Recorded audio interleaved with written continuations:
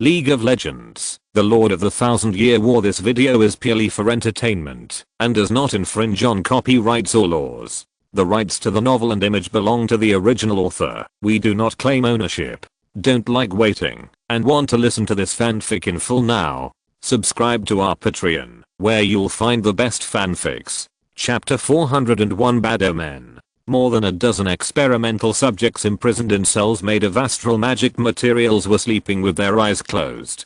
Crystal magic pipes were inserted into each cell and continuously transported special magic and aesthetic substances. This substance could not only keep the experimental subjects quiet, but also replenish their physical consumption, so that the weak and crazy experimental subjects had enough strength to support themselves. The quartz crystal bed, which was as big as a laboratory table, was engraved with dense seals and suppression magic runes. Even a dragon with full magic resistance could only become a chicken at the mercy of others. When it got on the laboratory table, the two people walked straight to the outside of the first cell. The curious star spirit placed his hand on the metallic magic pattern door. In the waves of magic, the nutritional and aesthetic substances in the cell were reversely absorbed by the pipes, and the 6 imprisonment shackles, limbs, neck, waist, and abdomen, on the magic bed locked automatically. After the rune light came on, the 2.5 meter tall little giant was like a pendant on the bed, and could no longer move. Reaching out and touching the giant's rough skin covered with blue and purple magic inscriptions, the Justice Star Spirit felt the surging power under the skin. This power was enough to crush the dragon to death with bare hands. Even from the perspective of the Star Spirits, such an experimental product was an outstanding work, much stronger than their ancestors, the Titans. I didn't expect that the little boy would grow up to this point. It's really amazing. In response to the admiration of the Justice Star Spirit, the Curious Star Spirit nodded proudly. Of course, summoned as my pride, the Curious Star Spirit controlled the old man with a chrysanthemum skin to lie directly on the smooth chest of the little giant. Feeling the strong muscles rubbed by the wrinkles, the old man looked intoxicated. If the dragon blood wasn't too violent, I really wouldn't want to treat my little Zixi like this. He is so loyal to me, and I really can't bear to let him stay in this damn place every day. If you really wanted to, you wouldn't have castrated him and made him look like this. You are so cruel to your believers. For most people, it is better to die early than to live like this. That's much more meaningful than you directly chopping the trial taker into charcoal. At least little Zixi is still alive, right? The woman sneered as the righteous star spirit seemed to have gained some human emotions after gaining a human body. Don't talk about useless things. This is just fake dragon blood condensed from a pure blood dragon through the power of a star dragon. If you really draw blood from Olian, I'm afraid the balance between the two will be directly broken, and your experiment will fail miserably. So, we need to know what characteristics the star dragon bloodline has. What power and look can allow a star dragon, the incarnation of a galaxy, to possess the power of creation. Even fake dragon blood has enough value. No matter how rotten a piece of wood is, it is still wood. It will always be ignited by fire and turned into charcoal. In this way, I can understand that, apart from hydrogen and oxygen, the essence of wood is actually carbon. Jumping off Simon's body, the playful and smiling Curious Star Spirit suddenly tightened his face and said seriously, Zyro Zixi can be left to you to find that outsider to play with, but I have a condition. What condition? If you really complete the production of the perfect incarnation, I want all the production knowledge you have mastered. After thinking for a while, the Justice Star Spirit nodded. Okay, but you have to share all your experimental data with me. The old man narrowed his eyes. Deal. From now on, Zyro Zixi belongs to you. Come on, carve your name on Zyro Zixi's soul, and he will become your most loyal servant. Haha, don't you like Simon the most? Not anymore. In the magic laboratory of the underground fortress of the Emerald Territory, the Silver Mountain Range, Miss Hap, who had stopped breathing, was lying in a special open-air magic crystal coffin with her hands clasped together. 5 perfect grade polyhedral pyramid-shaped colored soul pyroxenes were evenly distributed around the crystal coffin to form a film that nourished the soul. A red burning gem was inlaid in the center. The activated burning gem refined the power delivered by more than 20 Black Rose mages and passed it to Lester and Cinna in front of the crystal coffin. Cinna, crying with tears in her eyes, desperately transferred the divine power in her body to her sister's cold body. Lester, who had obtained the mana supplement, calmed down and efficiently transformed the supplemented mana, allowing the mana to be transformed into pure vitality with the help of the green rune Alina to supply Mishap. Watching the 5 soul pyroxenes gradually dim and fade, Lester said coldly, "Are there any more prisoners?" Jis shook her head. "No, Fidlet has 1,286 prisoners. They are all here. Pull all the death row prisoners in the arena over for emergency use, and send people to buy a batch of elderly slaves from the Immortal Fortress. The number should be at least 3,000, as soon as possible." The cold and ruthless words came from Lester's mouth into Jis's ears. Jis shuddered, nodded in agreement, and left quickly. Zinna looked at Lester with tears in her eyes and sobbed, "Brother Lester, will my sister die?" "No." The man's voice was cold and calm, but Zinna felt a sense of power from it, and it also made the woman feel an inexplicable fear. This fear was something she had never felt from Lester. "Brother Lester, what's wrong?" The man finally looked at Zinna. "You seem to have become scary." I'm a little scared." As she spoke, the black-haired woman started to cry. She always felt that Lester would leave her forever in the next second. "Can you please stop being like this? Can we just be like we were before?" Lester finally relaxed his expression with his right hand free and reached out to touch Hina's head and wiped away her tears, just like a mature woman or a little girl. "Don't be afraid. My anger is only for my own cowardice. It was me who brought Miss Ha out to participate in the war. I should have protected Miss Ha. I knew Miss Ha was very reluctant to take up arms for the war, but still guided her. I knew Miss Ha might be in danger, but arrogantly thought I could solve everything. I only hate myself for being weak, hate myself for being incompetent, hate myself for not being able to do my best. Since I was wrong, I will do my best to make up for it. Brother Lester, please don't be like this, okay? This is not your fault. No one expected something like this to happen. Zinna, look at me. Promise me one thing, okay? Only you, and only you can do this." Wiping her tears obediently, Zinna continued to channel divine power to her sister.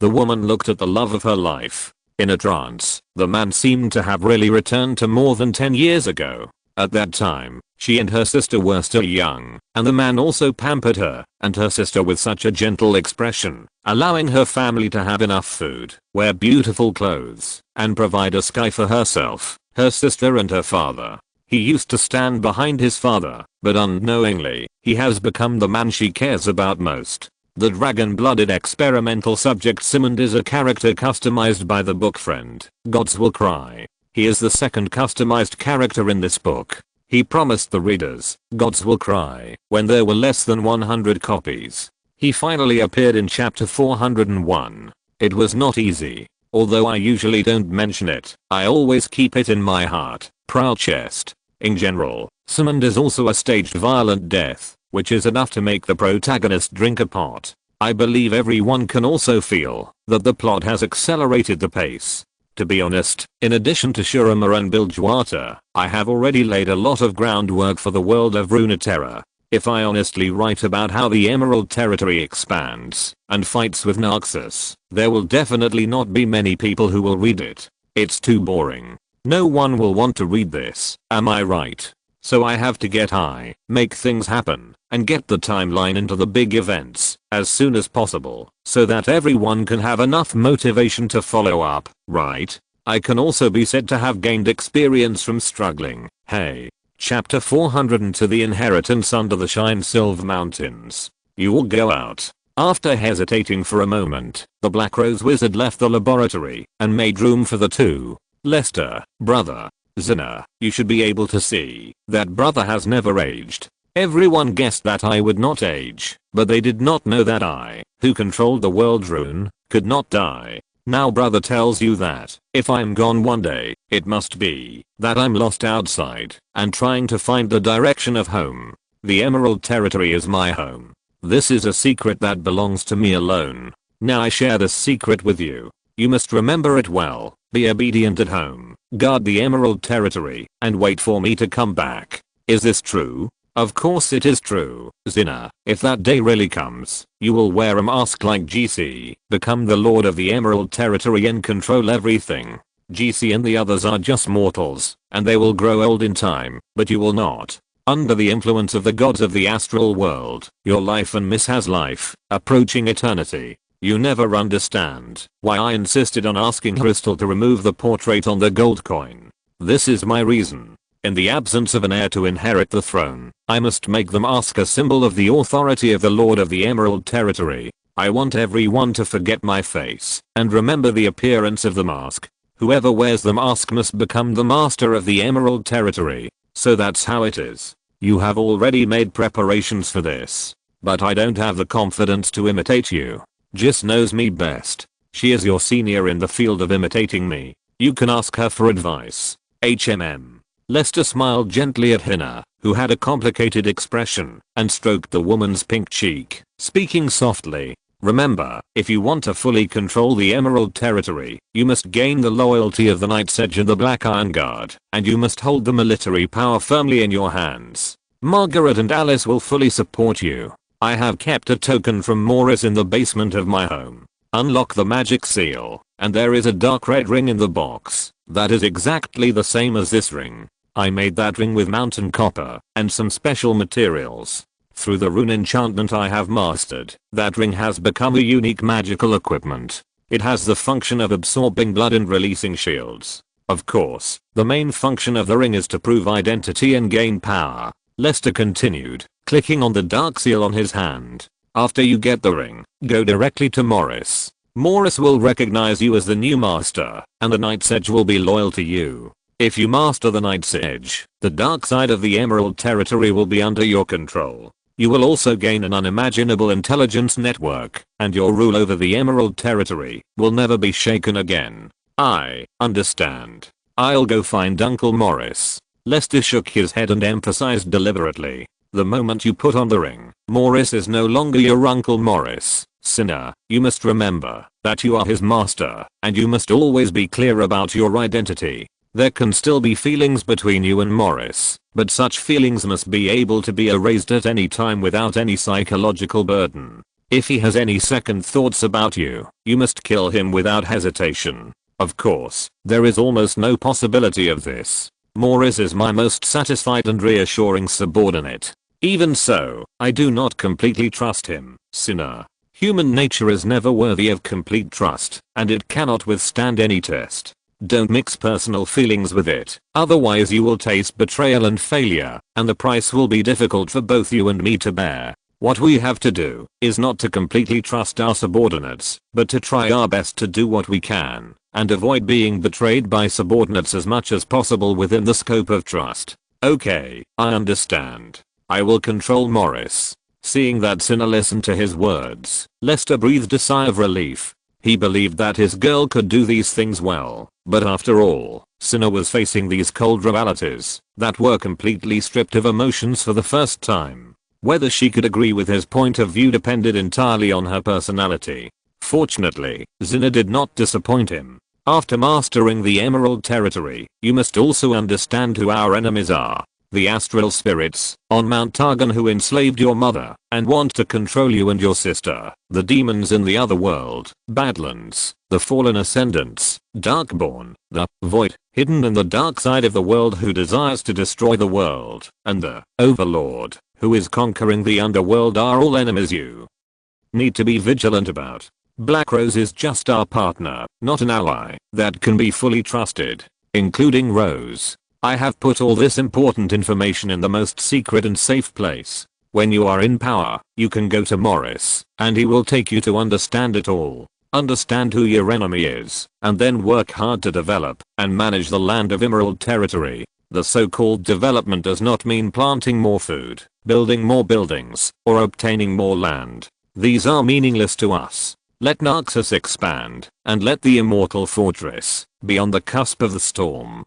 We just need to follow behind to hide our strength and develop ourselves secretly. Sinner, what we need is absolute power. Power enough to kill gods. Magic, runes, and advanced scientific and technological processes are all things that the Emerald Territory needs to master. The Emerald Territory can be powerful, but it must never show its true power. The Protoss is watching this land. Any force that is too powerful will bring disaster. Even if it conquers the entire Valoran continent, it cannot withstand the attack from the stars. Remember this, hide yourself, and let the Emerald Territory become a force that all countries fear, but never let the Emerald Territory really enter the sight of the gods. There are two places on this continent that can block the perception of the Protoss, the Atlan ruins under the Goral Mountains and the fortress altar under the Sylve Mountains. In these two places, you can keep the secret of the real power of the Emerald Territory and develop it secretly. Never expose these two places. When we have the ability to kill the gods, maybe we can fight in the Star Realm and see your mother again. Lester said a lot of things, and Zina listened very seriously, but her eyes blurred again unknowingly. There are only so many things I can tell you. You must remember it well. When GC and the soldiers escorted more than 100 bewildered gladiators to the underground fortress, as if nothing had changed, the atmosphere in the laboratory remained as depressing as ever. The Black Rose Mage who had left in disgrace came back quietly and continued his work with a solemn face, fearing that he would displease the Lord. They had seen the Lord's cruelest side, and his proficiency in extracting souls was even more frightening than that of the most evil Black Mage. Zina wiped her eyes vigorously and looked at Lester again, but Lester had already regained his cold expression. He stopped the work in his hands and pulled out a dim soul pyroxene crystal from the ice coffin. The man came to the gladiator who was bound and kneeling on the ground and placed his hand on the man's head. Lord Lester, I have won 9 battles, and I only need one more to gain freedom and glory. Please give me a chance. Soul pyroxene needs more souls to maintain Miss Ha's life. If I give you a chance, who will give me a chance? Chapter 403 The Calm Before the Storm. Narkson Calendar, 23 AD, April 15th. On the battlefield of Damopleen, the Vakal Warband was stationed in Fokeld and was constantly fighting with the remaining forces of Jelena near the Black Iron Castle. Relying on the crazy and bloodthirsty Calais, Jelena's troops finally resisted the Narkson army, and the two sides were deadlocked. Even the warlike Narksons were a little afraid of the alien humans who eat human flesh raw. This was an instinctive fear of violating human nature, and was difficult to avoid. In the big tent, Vakal Rezus was chatting with his military staff about the major events that had happened recently. You mean, the Hidi people used a secret weapon to kill the Emerald Territory's Angel Mishap and forced the Emerald Territory's Legion to retreat? That's right. I'm afraid that Lord Lester, the Emerald Territory's lord, is still in a state of grief and unable to extricate himself. Otherwise, if they had attacked the North Sea Fortress after the Angel fell, they might have been able to take down that hardbone. Let's not talk about anything else. Where did those bastards who ran out of the mountains get the weapons that could hurt Mishap? That was an angel with wings. Could it be that the Hidi people's weapons can fly? It is said that it is a secret force belonging to the Hidi city Lord Kalyasa. No one knows how many good things those bastards have discovered in the Atlantian ruins. In short, with the combat effectiveness of our legion, I'm afraid we will not be the opponent of the Hidi people. What if our rear is cut off by the Hidi people? After a moment of silence, Vakal took a puff of the Baroque cigar and pointed his finger at Northumberland on the map in the smoky smoke. Let me ask you, is there any sign of retreat from the Emerald Territory? There is no sign of retreat for the time being. The two major legions of the Emerald Territory are stationed in Northenburg and the Anvil of Carius respectively, under the control of the Emerald Territory Legion. At least for now, the group of Hidi people cannot leave the territory of the North Sea. Lester. He will not retreat. Absolutely not. Believe me. The staff was a little surprised. He didn't know where his followers came to this conclusion. Lord Vakal, why do you think Lester will not retreat? Facing the staff with a puzzled look, Vakal sneered. First, Lester took the initiative to attack the North Sea to control the Atlan ruins. He is not satisfied with the city of Hidi. Now that he has paid such a huge price and has not achieved his goal, he will definitely not give up. How can a man who dares to use hundreds of people to attack the Nokmachi be a coward who retreats when he encounters difficulties? Well, that's the truth. The staff nodded, and Vakal raised his second finger. Secondly, Lester is a very proud and protective man. If his woman is killed, he will definitely take revenge. It is impossible for him to withdraw his troops in disgrace because of sadness. Instead, it will be the Heedy people who will suffer. Lester is a ruthless character. A black wizard who has mastered the art of maintaining youth has absolutely terrible destructive power. Don't forget, he has won the favor of Ms. Rose and is the only man who can climb into Ms. Rose's bed. The power he possesses is definitely not simple. Sighing, Vakal lowered his voice. So don't worry about our retreat being cut off. Tell the soldiers to put down all their psychological burdens and attack.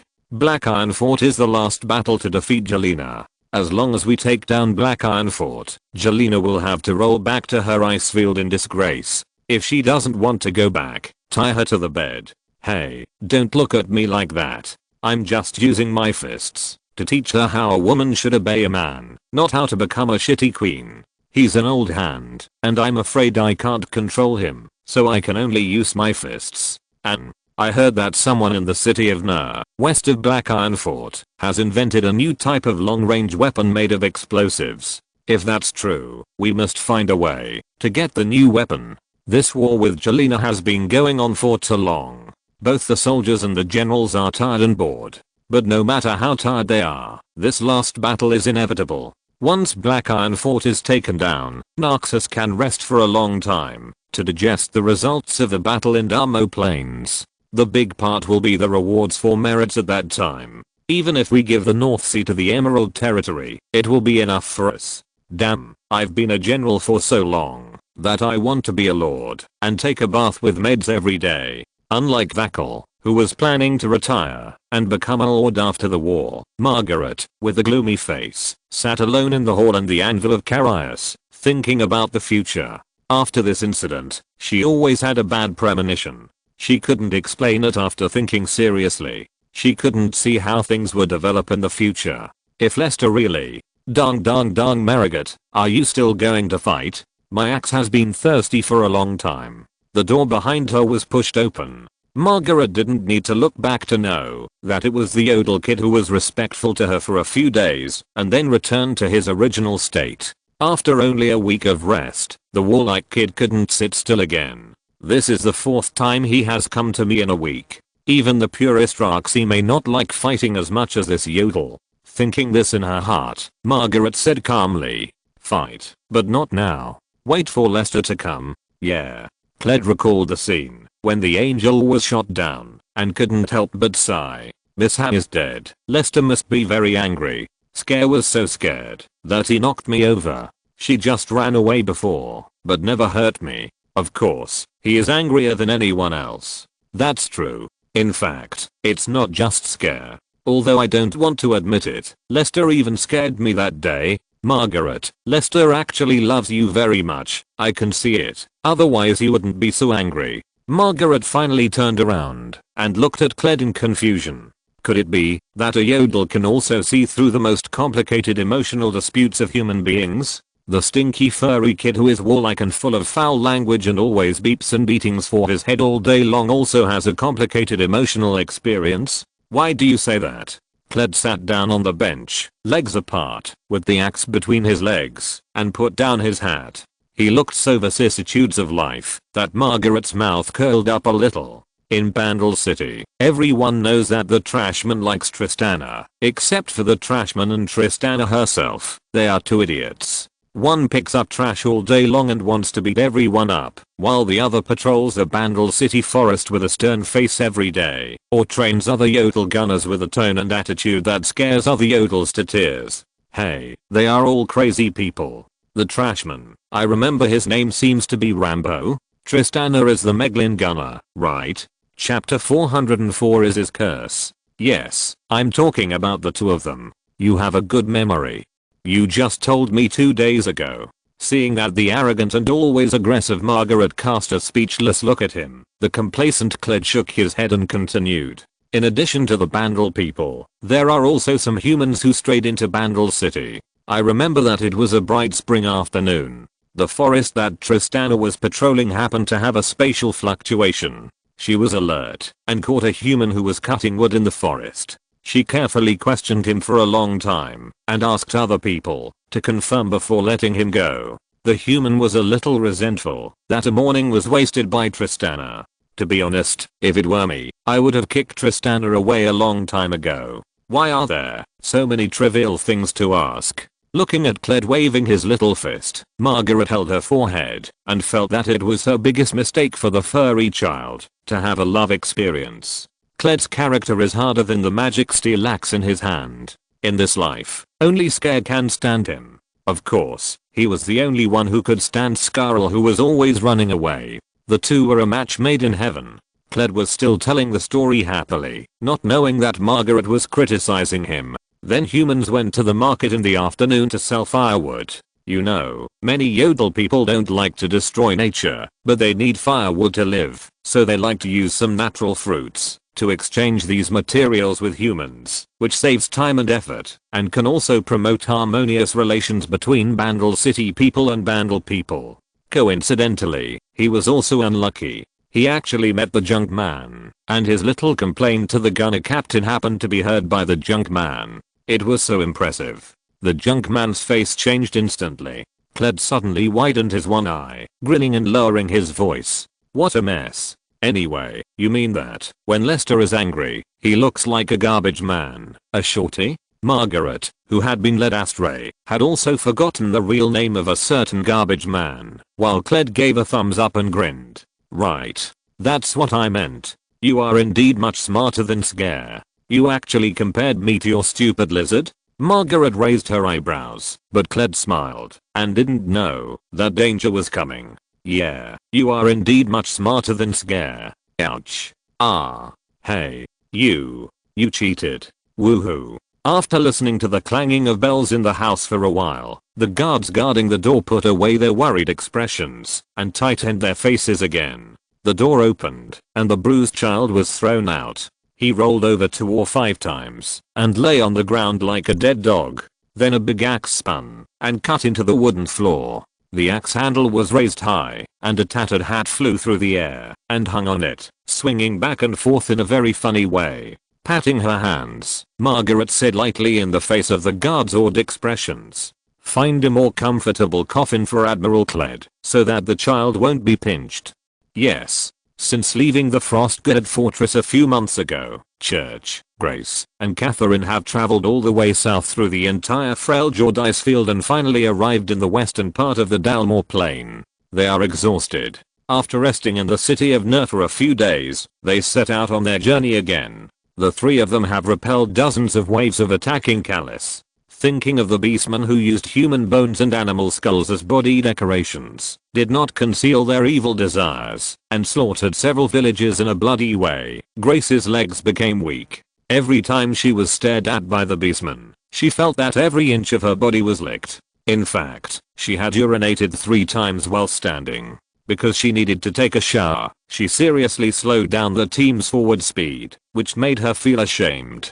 Fortunately, Church, who was in charge, was already an old man who could not be humane. He always took care of the girl, who was the same age as his granddaughter, with a gentle attitude of a grandfather. Of course, the specific care was taken care of by Catherine, who was also a woman. The old grandfather was only responsible for guarding the gate and freezing the bastards who scared his granddaughter into human-shaped popsicles. I didn't expect that the Frost Kingdom that the witch had hoped for would be defeated just like that. Without the help of Jelena's power, our actions may be more difficult. Church, who was carrying a cloth bag, put down his hood.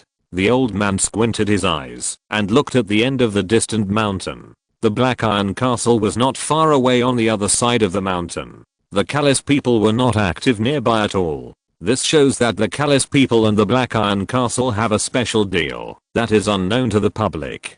From this point alone, it can be proved that Jelena hooked up with the Callus people. The situation is already as bad as it can be. That's right. Now the Dalmor Plain is full of war and bandits. There are many villagers who have been forced to become bandits by the looting and slaughter of the Callus people. In addition, the Black Iron Castle is fighting with the Narxons of Forkeld. It will probably be difficult for us to safely cross the Dalmor Plain. I heard that the Hedi people further east are also fighting with the Emerald Territory. Even we can't get away safely among thousands of troops. How to avoid war is a problem we must consider. Catherine also looked worried. It's too difficult for us. Grace, who suddenly lowered the average height between the two, concluded in a low voice. Church and Catherine looked at each other and nodded. Let's go find Jelena first. At least we have to avoid the blades of the callous people. I believe Jelena will have a way. Catherine refuted Church's proposal. Will we be involved in the war between Jelena and the Narxons in this way? In my opinion, it is better to act as travelers. As long as we put aside our relationship with Jelena, the Narxons should not embarrass the three frail-jawed mages. After a moment of silence, Church looked at Grace, who was frowning like a hamster. Grace, what do you think? Before Grace, who was stunned, could respond, a strange man who was wrapped up tightly and wearing a light leather armor quickly approached the three people. Hey, who are you three? Where are you going? Can you point the way? Miss, what does it have to do with me? If you're listening to this novel on a channel other than Fanfic World, it means they downloaded and uploaded it without effort. We cordially invite you to visit our channel, Mundo Fanfic Novelos. There you'll find the original version of this story and you can explore many other novels of various genres. We're waiting for you to immerse yourself in a world of incredible novels. Chapter 405 Acquired Farewell. Emerald Territory, magic test site of the underground fortress of the Shine Silver Mountains. Walking into the room, where the magic ice coffin was placed again, Lester cleared everyone except Hina. Lester reached into the transparent soul film with his right hand and combed the woman's messy blonde hair. The sleeping Mishap was not as handsome as she was when she was awake, but full of mature femininity. This woman was completely changed by herself. She was no longer influenced by the justice spirit to pursue absolute justice, but suffered undue trauma and pain. Is change really a good thing? Mishap's condition has stabilized. Her body has completely healed, and her soul will not be affected by the underworld again. But if she wants to wake up completely, there is no other way, except to feed back with pure soul power, and this requires a lot of souls. The soul pyroxene is only enough for Mishap to last for a few months. The man's calm voice echoed in the secret room. Hina couldn't hear what the man was feeling at the moment, but she knew one thing. Sitting on the carpet with her knees hugged, Hina looked up at Lester and said in a muffled voice, "So, you are leaving now, to find those ED people who hurt your sister? Well, whether it's for Mishap or for revenge, I have to go." Having explained everything that needed to be explained to Hina, Morris and others, Lester, who no longer had any worries, turned around and walked a few steps to the black-haired woman. He stared at her delicate and melancholy face. His expression softened, and he took out a satin bag from his pocket. Hina was stunned, and a layer of mist appeared in her eyes.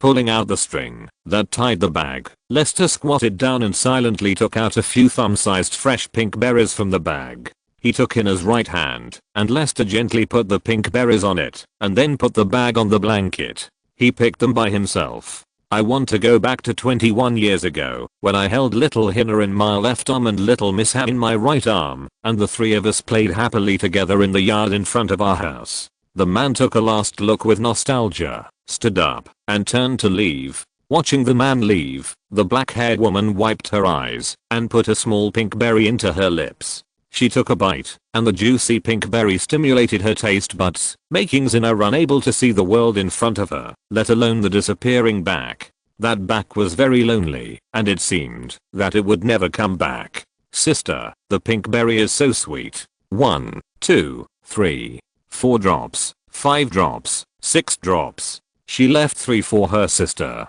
Zina hugged her head and buried her face in her thighs again. It's so sweet, but, why do I feel so sour? Sister, you know the most. Can you answer, Zina? The woman responded with a cold silence. Arriving at the entrance of the sparkling Silver Mountains, Lester left an apology letter for Huang Su and handed it to the silent Jess. If she comes to you, I'll give it to her. Yeah. Lester, you're a bastard, an irresponsible bastard. Yeah.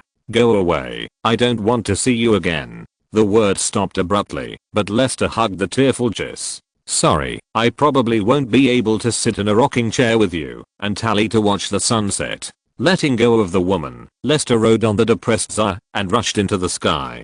the cold-blooded woman who controlled the lives and deaths of hundreds of people in the bloody arena of Emerald Territory, knelt on the ground, crying with her face up, flying into the clouds, stroking the demon sword Yugi that exuded an ominous bloodlight. Lester's mood returned to calm. Until the end. Rose, who knew that Mishap was injured, did not come to Emerald Territory to see her, so there was no need for him to say goodbye to Rose, who the oncoming strong wind seemed to become softer, like a pair of gentle hands brushing across the cheeks and embracing the man in his arms, and the man felt an inexplicable comfort in his heart. Zaya, thank you. Yes. The silver-winged dragon bat turned its head in confusion to see why its partner wanted to thank it, but it was unable to twist its neck against its physiological structure, so it could only continue to fly with doubts. Anyway, no matter where her partner went, she would follow him, and she had nothing to worry about. Master, I'm sorry, I happened to be in a dormant period when I was in the North Sea Fortress, so I couldn't help you.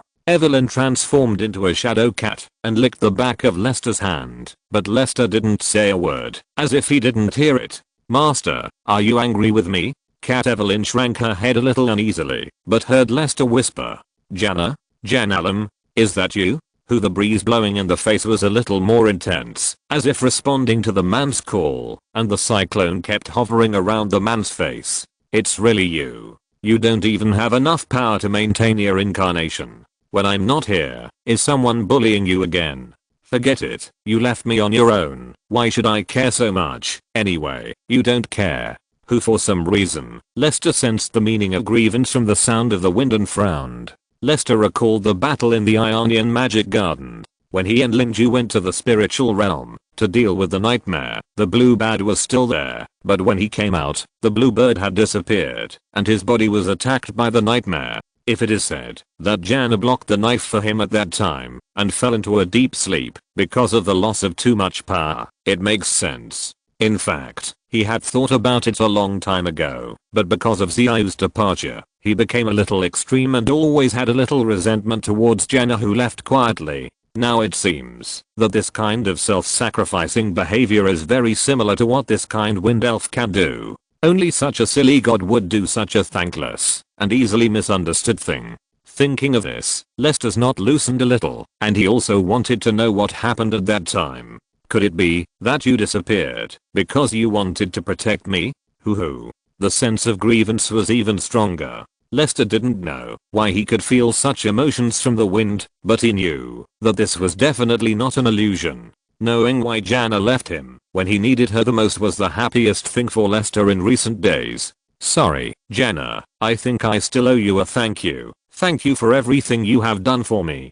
Placing his hand in the cyclone of joy and feeling the airflow around his fingers, Lester lowered his voice and sighed softly. It's just too late now. It's really too late. I can no longer erect a monument or statue for you to help you gather faith, or even let you stay by my side to replenish my strength, because what I'm about to do is likely to hurt you. So, please leave me, Janna. I have hurt many people and don't want to hurt you again. Chapter 406 Final Explanation. In the northern region of Hidi City, the heavily guarded Jia-Lan Palace. Ever since they knew that Naxos had defeated the Frost Kingdom and the Emerald Lord's army was approaching, the Hidi people have lived in fear, especially after the anvil of Callias was cut off by the Seraph's two swords. Ordinary people were even more worried. On the throne, King Mansa, with a frown on his face, put down the victory report sent back by Keeleza, and finally a smile appeared on his gloomy face. When the majestic man smiled, the low pressure in the palace began to rise, and the guards breathed a sigh of relief. The pretty blonde princess put down the emerald bracelet in her hand, and ran to the middle-aged man in a few steps, shaking the man's arm coquettishly. Dad, is there another good news from Brother Keeleza? Tell me quickly. My dear, you are right. Lord Keeleza successfully killed that terrible monster. The king really did not make a mistake in him. Hearing her father say this, Stella's eyebrows curved into beautiful crescents. Brother Keeleza is really awesome. Those damn Naxan barbarians are definitely no match for him. They can only be beaten to a pulp by him. Stella waved her little fist with a proud look on her face. Her two cute canine teeth added a bit of vitality that only belongs to a young girl. She rubbed her chin thoughtfully. Looking at her beloved daughter who was already in love with someone, the old father sighed that the Pearl of the North Sea might be picked, and he couldn't help but feel a little sad. After raising the cabbage for 14 years, it still needs a pig to eat it. But then again, if Kielisa could really obtain the second Atlan ruins, then it might not be impossible to give his daughter to Kielisa and let Kielisa marry into the royal family. He was still in his prime, and it would be great if his daughter and Kielisa gave birth to a handsome little prince to inherit the throne. Kielisa would never compete with his son for the throne. In this way, Kielisa could be used by the royal family, and there was no need to worry about Kielisa's betrayal, and the royal bloodline could be passed on. By then, his grandson would be the only overlord of Valoran, and the establishment of an unprecedented empire would not be buried. The wish of generations of ancestors was not buried. Strap, what do you think of Lord Kielisa? The princess was stunned at first, then her face turned red, and she stuttered a little. What do you think? Dad, why are you asking me this? King Mansa said with a smile. Stella, you are of marriageable age, and the kingdom should have an heir, but I see that you seem to be dissatisfied with Lord Kielisa, so I will find you a young nobleman of similar age to marry. Let me think. What do you think of Lindsay from the Ha family? He is good at both literature and martial arts, has a gentle personality, and is also good looking. Hearing her father's words, Stella, who believed it, became a little anxious, and quickly grabbed King Mansa's hand, and started to act like a spoiled child. Dad, listen to what I'm saying. I mean, brother Kielisa, he is actually, quite good, at least better than Lindsay. Can Lindsay fight off the terrible Narxons? So, you are very satisfied with him? Stella nodded softly, her ears turning red. King Mansa smiled. It seems that Lord Kielisa is quite lucky. My lovely baby Stella has noticed him. In this case, when the war against Narxus is over, I will have a good talk with Lord Kielisa about your marriage. Then Hedi City must celebrate it.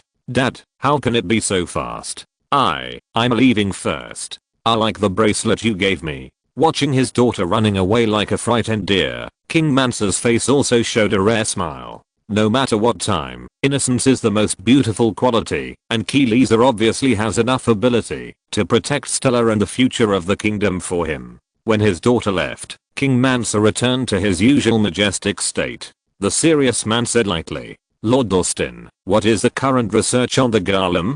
A dangerous man with a mask on his face and two swords on his back walked out of the shadows. The man knelt on one knee and said respectfully, reporting to my king, the Atlan magic crystal statue has completed most of the work under the efforts of the great sage Will. I believe that the production of the first magic crystal warstone statue will be completed in the near future. Let Will speed up the progress. I will assign more elite mages to the ruins as his helpers. The performance test of the first war golem must be completed as soon as possible. In the future conquest, Hedi must have overwhelming absolute strength. Although the Spear of Godkiller is powerful, it has too many limitations. In many cases, it can only be used for defense. If you want to conquer the Valoran continent, you can't rely on words. Yes. The assassination noble Austin lowered his head again, and King Mansa said lightly, retreat. With the help of Zaya, the journey that originally took 3 to 4 months was shortened to 2 days, and the speed was only slightly slower than the jet airliner in the previous life.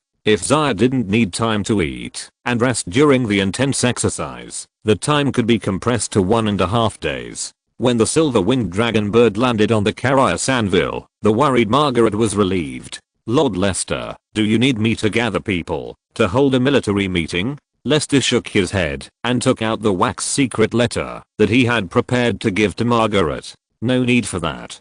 Take this secret letter, write down the contents and burn it. Margaret was choked by the act of leaving a last word.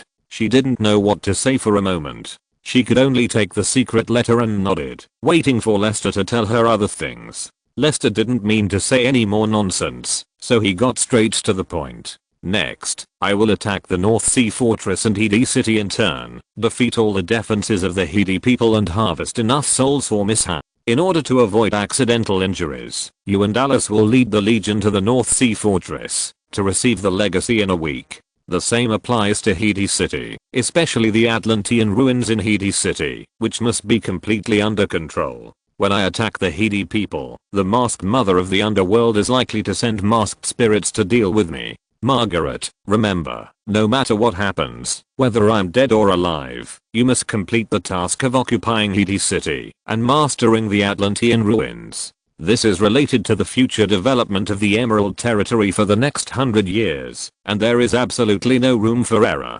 So, Lester you. Lester nodded and gave Margaret a last hug. My Iron Pearl, if I can't come back, forget me. Chapter 407 Joke. Narkson Calendar, 23 AD, April 20th. Google made great contributions in defending the Anvil of Carius and containing the Emerald Leader Core. In addition, he provided Keelisha with key intelligence and a meticulous plan to kill the Seraphim. Google has been appointed as the Deputy Marshal of Hedi by King Mansa, commanding the 15,000-man Hedi 2nd Magic Guards, which is expanded with 5,000 Magic Cavalry as the backbone. His position is second only to Keelisha, the Lord of Hedi. For Google, now is a time of great success. When the core is reorganized, it will be the time for the Hedi people to recapture the Anvil of Carius. Marshal, my dear General Horace, tell me, what are the recent movements of the Narksons? In a small fortress at the foot of the northern foothills of Mount Pagras, Google was drinking a little wine with a brown-haired beauty with a confused face and autumn eyes. After obtaining consent, the Deputy General of the Guards, Horace, walked into the room. Glancing at the bearded man who replaced Mosley with his peripheral vision,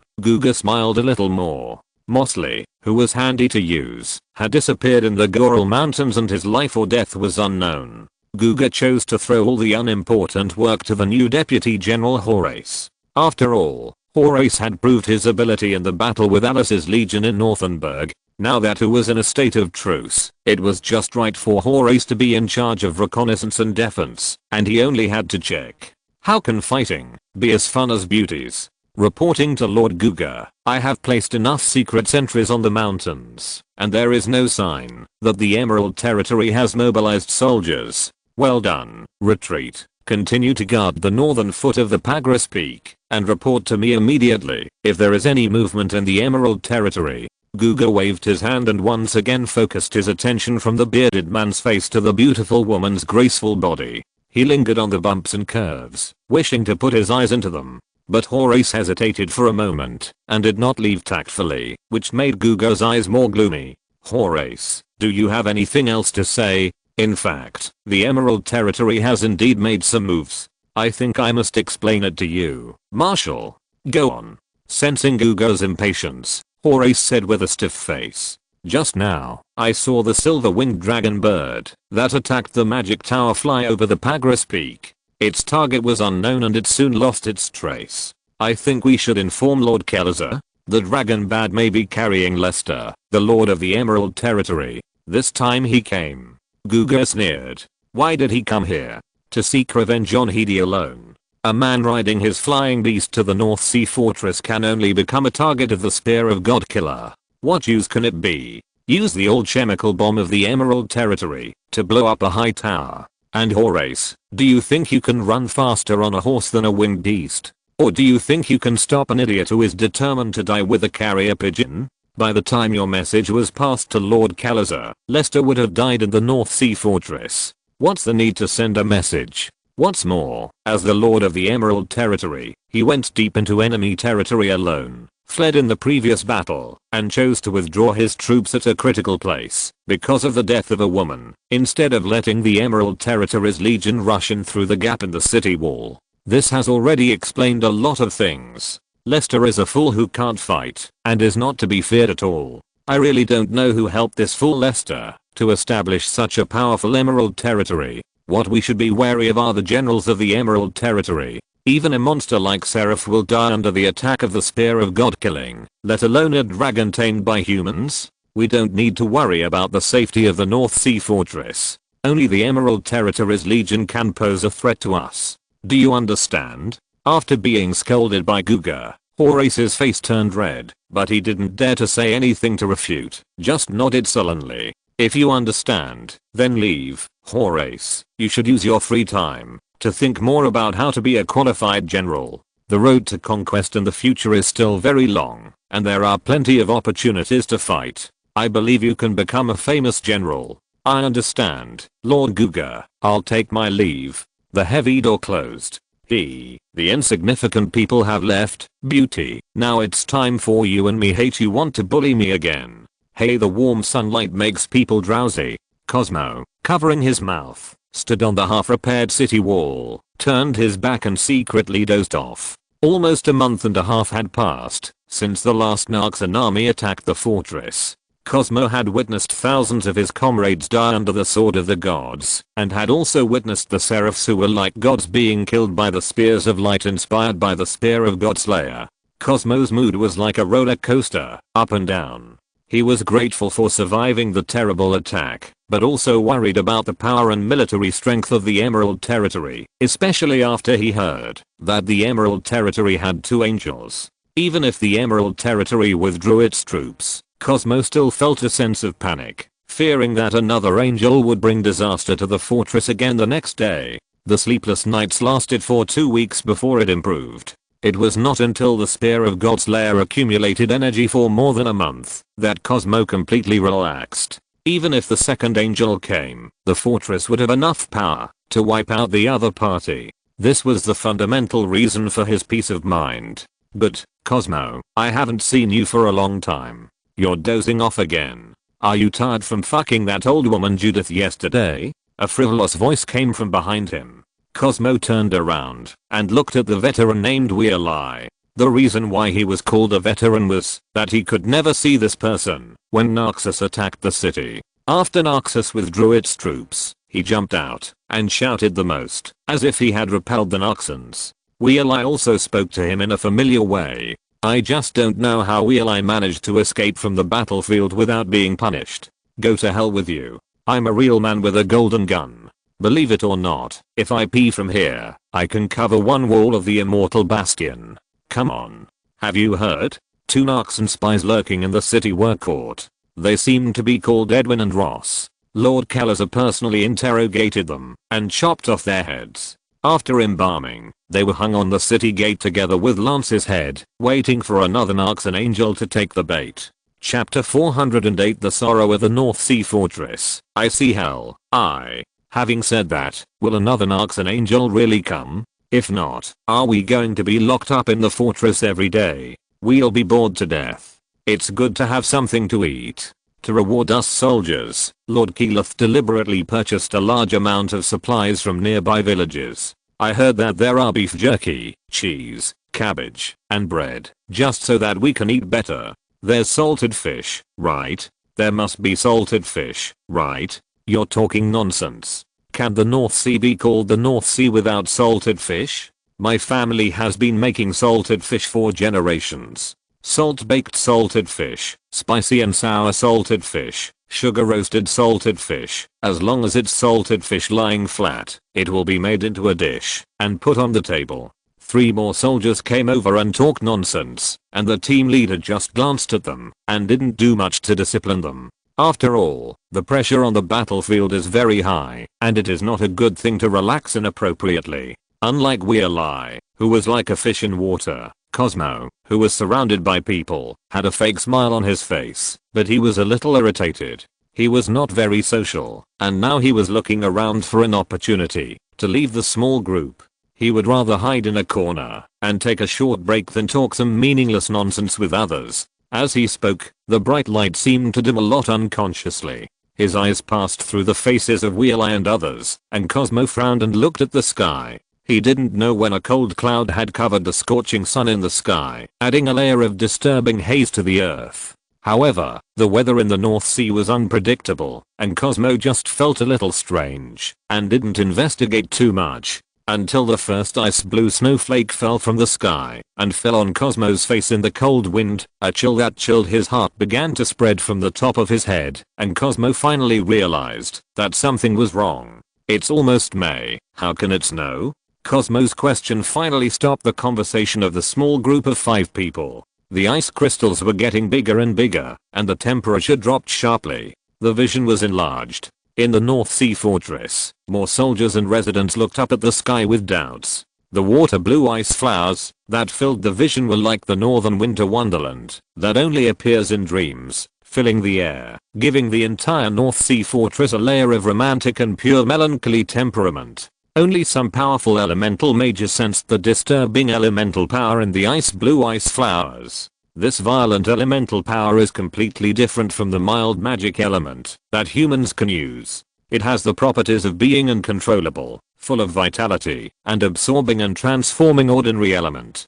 Just from the definition made, it is enough to realize how dangerous the unusual ice flowers are. The elemental tides in the environment have been seriously distorted. When they came to their senses, the elemental mages could no longer use the element in the environment to complete the magic ritual, and even the attributeless magic was greatly suppressed. They were shocked, but didn't know that this was something that even the Ionian magic masters who were proficient in magic feared like a tiger. It was natural magic that only Vastayazaru could fully master. They didn't know that this was done by a wizard who controlled multiple powers and had a deep understanding of magic. They attributed it to a strange phenomenon from the sky. Only the dead true demon swordsman Doran and the deceased contemporary Kamashu could understand how terrible the mutant element that froze the soul and made the blossoming spirit tree near death was. Above the clouds, Lester, riding Zaya, had transformed into the werewolf form of a Vastaya orc. The last time he used forbidden magic was in the magic garden. The small-scale silver mist froze Duerlang's body and soul, turning the magic garden into a dead and frozen place. This time, he chose to use natural magic, which is closer to the origin of magic, as the basis for the spell. The silver mist naturally evolved into extremely aggressive blue ice. The origin of natural magic makes blue ice like nuclear materials in the nuclear fission period, constantly igniting the magic element that have been transformed and used by humans for thousands of years, making the magic element the raw materials for the expansion, splitting and erosion of natural magic. It is also based on this that Lester is able to expand the scope of the spell to the entire North Sea fortress, which is equivalent to a medium-sized town. Otherwise, even he could not afford to release such a large-scale forbidden spell. Through the Dark Seal, the power of the spell is constantly amplified. Lester seemed to hear the wailing of the North Sea fortress, but the man's face remained cold and unmoved. No one can survive in the blue ice crystal. The body dies, but the soul in the ice crystal will not return to the underworld, and can only wait to be harvested by him. The uneasiness of the wizards turned into a cold reality. Breaking free from the beautiful imagination, everyone finally realized that beauty is not a blessing, but a fatal disaster. From the moment the first person was frozen into a hard icicle by the blue ice flower, the entire North Sea fortress fell into extreme panic. Deliberately keeping an eye out, Cosmo followed Weirly, who ran away after a disagreement, into the fortress, and survived the first wave of unknown magic attacks. It was not until he entered the reassuring fortress that Cosmo realized what had happened, and he even lost his fear. The biting cold wind blew through the door, and Cosmo looked blankly at the rows of human-shaped icicles on the city wall who had not yet had time to escape and react, his mind blank. Just now, these lifelike ice sculptures were still living humans, and their lives passed too fast and too suddenly, so that Cosmo had the illusion that his companions in the ice crystals were still alive. Fear, despair, anger, confusion, suspicion. Everyone's expression was frozen at a certain moment. The death that was like a work of art made Cosmo shiver all over. He had thought about death, but he had never thought that death could be so cold and terrible. No, this is not called death. This is called massacre. Cosmo came to this chilling conclusion. Cosmo, if you don't want to die, lock the door quickly. We must leave here. Weirly yelled, closing the windows that had begun to pour in deadly ice crystals. Looking at the brick and stone in a wall that had begun to freeze, at this moment, even a solid fortress could not give him enough sense of security. His sight finally stopped at his comrade who was only 3 steps away from the door. Cosmo looked at his half-dead ice sculpture comrade, shivered, and finally came to his senses. He mustered up the courage to close the door tightly and put a reliable hardwood bolt on the inside of the door. The door blocked the cold wind and ice flowers that were pouring back, giving Cosmo room to breathe. What should we do? Cosmo looked at Weirly pleadingly, but Weirly said coldly, ice crystals are seeping into the room from the brick wall. We must run into the dungeon to avoid the attack. If you want to live, remember not to come into contact with ice crystals for a long time. Although I don't know what kind of magic this is, I can be sure that it takes a short time for ice crystals to erode and freeze the human body. The longer you are exposed, the more dangerous it is. Weili, who are you? How do you know so much? Me. Weili laughed at himself. Just an abandoned illegitimate child. Chapter 409 The Sorrow of the North Sea Fortress, Icy Hell, Part 2. Inside the towering round tower, a magic shield emitting white light isolated the blue ice in the sky, preventing the cold air from invading the round tower. We were attacked by magic, but we don't know where the enemy is, or even who the enemy is, a human, or a god. With the strengthening magic attached to his body, Kelleher casually grabbed a handful of blue ice crystals that fell outside the windowsill. He gently held it, just like frost encountering a flame. The palm-sized blue ice and the white light of magic began to react violently, consuming each other's power. White smoke continued to emerge from the palm of his hand, and it took 10 seconds to return to calm. Spreading his palm, Kelleher frowned and threw the water stains on his hand to the ground, and closed the window. There were no living people on the street. The Hedi people who did not hide well, and were directly exposed to the blue ice had become dead.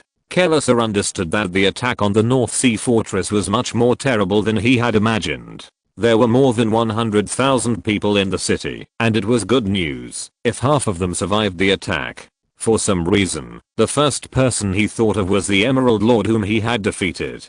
After thinking for a moment, Kelleher called the guards and asked, "Bring Yerubis here." Yes. 2 minutes later, Yerubis came to Kelleher, knelt on one knee and said respectfully, "Lord Kelleher, can you find the attacker's position? I can only confirm that the attacker is in the sky, but I can't lock the specific position. The spear of Godslayer can't hit the opponent accurately. I guess it is probably another flying angel." Kelleher seemed a little non-committal about Yerubis' firm guess, and asked back, "If another angel has such ability, why didn't he use it earlier? If the Emerald Lord had shown such power in the previous siege, we would definitely lose. Maybe I would have retreated and abandoned the North Sea Fortress. Why didn't the Emerald Lord do this earlier, but launched a surprise attack on us now? This." Yerubis scratched his head and responded uncertainly. "Is there a special reason why we can't go to battle? For example, this Emerald Leader angel named Sinner is unwilling to launch such a terrible attack against us, while her sister Misham is willing to go to battle? Let's not talk about this. Let me ask you, if the opponent appears, can we guide the Spear of Godkiller to kill the opponent? Judging from the strength of the opponent's attack, the strength of this angel named Sinner is far stronger than her sister Misham." It was a bit strange that Kelleher, who knew the power of the Spear of Godkiller better than himself, would ask such a stupid question. However, Yerubis did not dare not answer. He decided to give Kelleher a reassurance. 1 month of energy storage is enough. Powerful spells do not mean that the body can defend against stronger attacks. In fact, most powerful mages have terribly weak bodies, and the Spear of Godkiller can ignore magic defense. As long as the enemy's position is confirmed, I'm confident that I can guide the light spear to kill the opponent. While the two were talking, a mage responsible for observing magic fluctuations came hurriedly. "Lord Kelleher, Archmage Yerubis, the attacker has appeared. It's Lester, Lord of the Emerald Territory, riding a silver-winged dragon bird." The unexpected situation made the two people's faces change. They never thought that the person who came was not the angel named Sinner, but the Lord of the Emerald Territory. "Yerubis, I will lead the people to hold the opponent back. You find an opportunity to guide the Spear of God killing to attack, and make sure to kill him with one blow." Understood.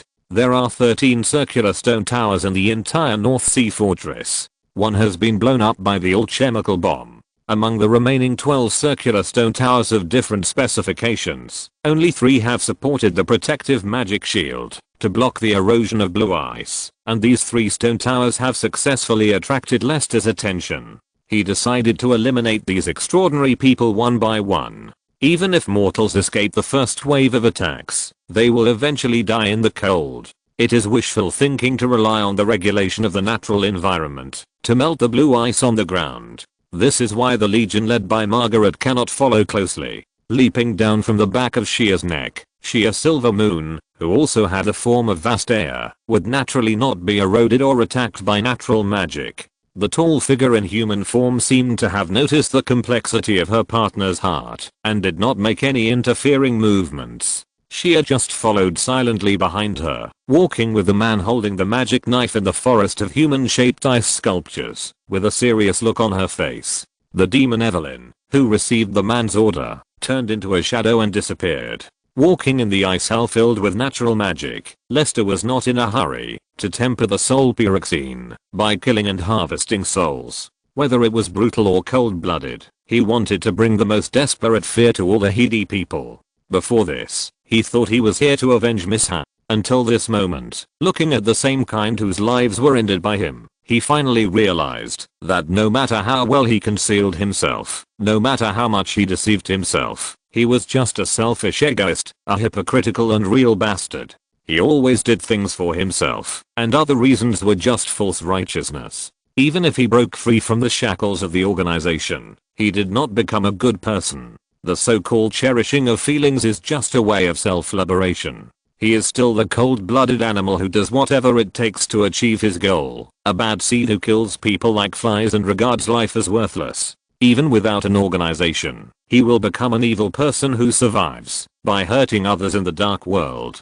Bad seeds are bad seeds, and they will not change because of the environment or because of thoughts. This time I came to the North Sea Fortress not for revenge, but to untie my knot through slaughter. If Victor abandoning his body and transforming his body for mechanical ascension is an evolution, then his evolution is to transform his mind from a killer in the modern world to a powerful person who possesses extraordinary power and is not bound by anything. Whether it is joy or sorrow, he will not allow any existence to stop his steps. Not Mordekaiser, not the Protoss, not the Darkin, not the Mother of Masks. No one can ride on his head and point fingers at him. Xayah, I haven't really touched you yet, have I? Liched.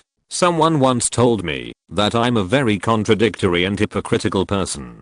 I obviously have a lot of things I want to do, and a lot of things I long for, but I pretend to give up for all kinds of ridiculous reasons, as if doing so can make me appear very graceful. Even the things that I value most have left me because of all kinds of self-restraints and all kinds of high-sounding reasons. She said that I'm a eunuch. I obviously like and care about someone very much, but I dare not go forward. I always feel that going a step further is a blasphemy of feelings. To be honest, he is right. I'm really not a man. Xayah stared blankly at the man's back. The man laughed crazily and pulled out the moon rose in his left hand. I thought it was the organization that bound me. I was wrong. I was wrong. My dear Xayah, it was always myself who bound me. It was my fault that I didn't let you enjoy the pleasure that a partner should have. If I'm still alive after this, Xayah, be my real woman.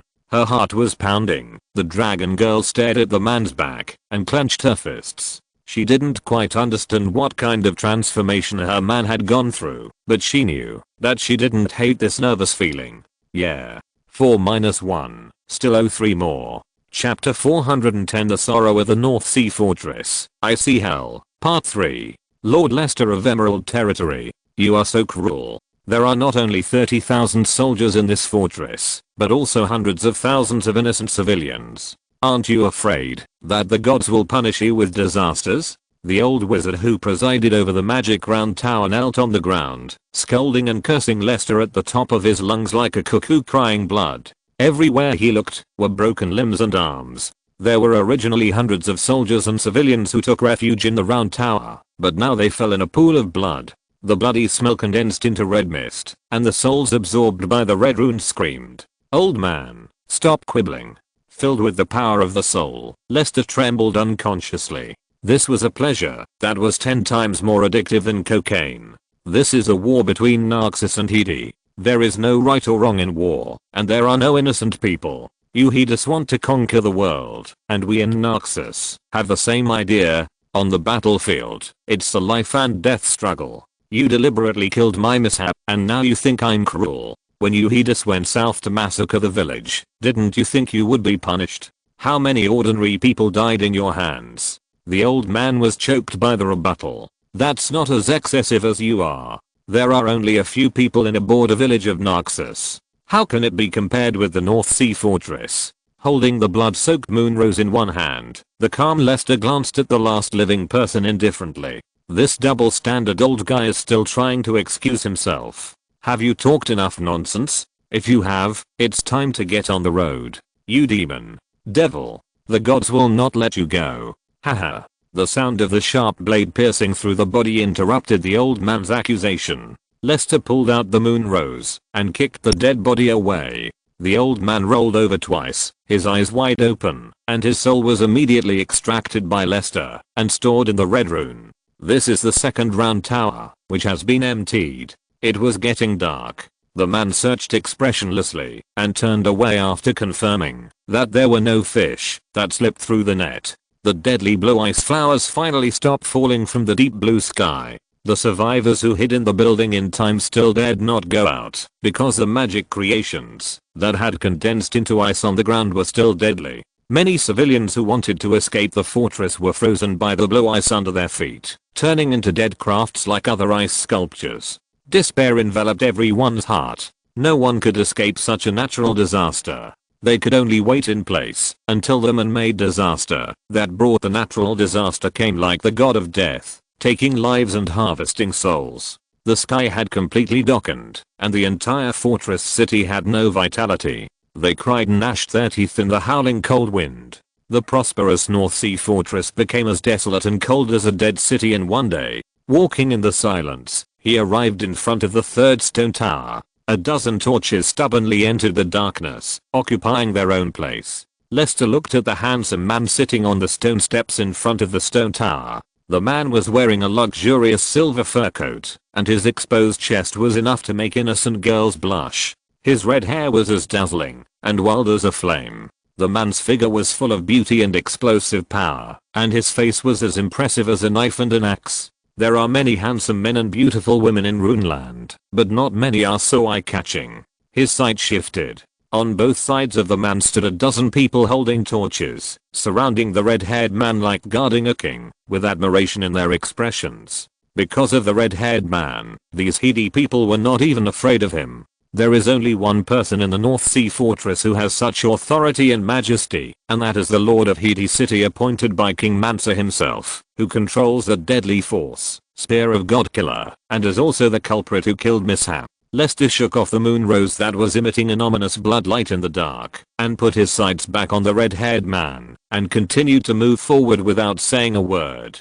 Seeing Lester getting closer and closer, the red-haired man did not intend to stand up and fight, but just stared quietly at the man who posed a fatal threat to him dozens of meters away. When Lester was looking at the red-haired man, the red-haired man was also looking at the handsome man who was full of spiritual energy like an ancient elf not far away. After sweeping across Lester's wolf ears and big tail, Kelias's face became more understanding. If it weren't for the crazy murderous aura that covered his whole body, he would even think that the visitor was a harmless elf transformed from a spirit wolf. His pair of bright silver cold eyes were as beautiful as the 10,000-year-old eyes of Freljord, which made it difficult for people to have any hostility. I thought that the biggest threat to the Emerald Territory was the two angels who mastered the power of the sword.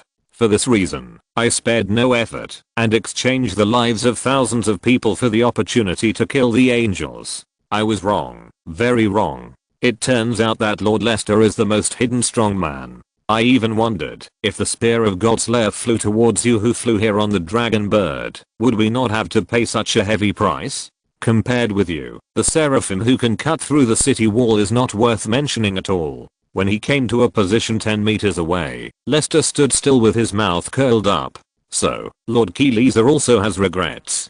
Facing Lester with a mocking face, Keyleza did not intend to hide his intention and nodded directly. Yes, I will also feel regretful, because unlike you, I'm just a mortal who will feel fear, regret, and doubt himself. If I knew you were so powerful, I would never be your enemy. If you could accept my surrender, perhaps I would not hesitate to abandon my ridiculous ambition and become a Narxan to join the Emerald Territory. After all, don't you Narxus claim that you will not discriminate against anyone, but only the weak and cowards? No matter what I say, I don't look like someone who will be discriminated against, do I? You're right. In my opinion, you are much better than most people in Naxos. You are good enough to become a general of Naxos, or a leader of a regiment, or even a hero. It was still late at night, and Lester knew Callus's plan, but he was not in a hurry to act. A hero. I can actually get such a high evaluation.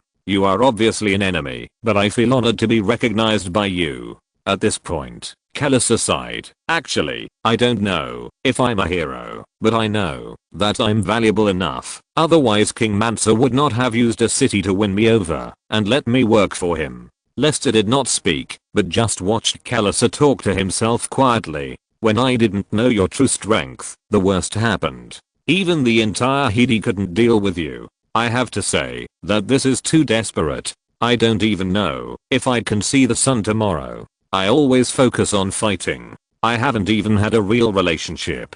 Although I have experienced many women, I have never given my heart to them. I have to say, this is a pity. Chapter 411 The Sorrow of the North Sea Fortress. I see hell. 4th. Everyone has regrets, and you are wrong. I'm also a mortal. I have also been afraid, helpless, and have many regrets. It's just that you can't see it. As he spoke, Lester looked at the bright moon in the sky. The moonlight gently sprinkled on the ice blue earth, reflecting the silver glimmer like a fantasy dream. The moon tonight is as beautiful as Xiao, but he is about to cut off the last trace of contact with Xiao. In addition to Xiao, Huangsu, Elena, Margaret, Alice, Jess, Tally and others are also his regrets. Originally thought that he could not grow old with them, at least he could accompany them and wait until the last moment, but now he can't even do such a small thing. After all, he still couldn't continue to lie dormant along with the plot and embarked on a completely unknown road. It is very likely that there is a dead end ahead.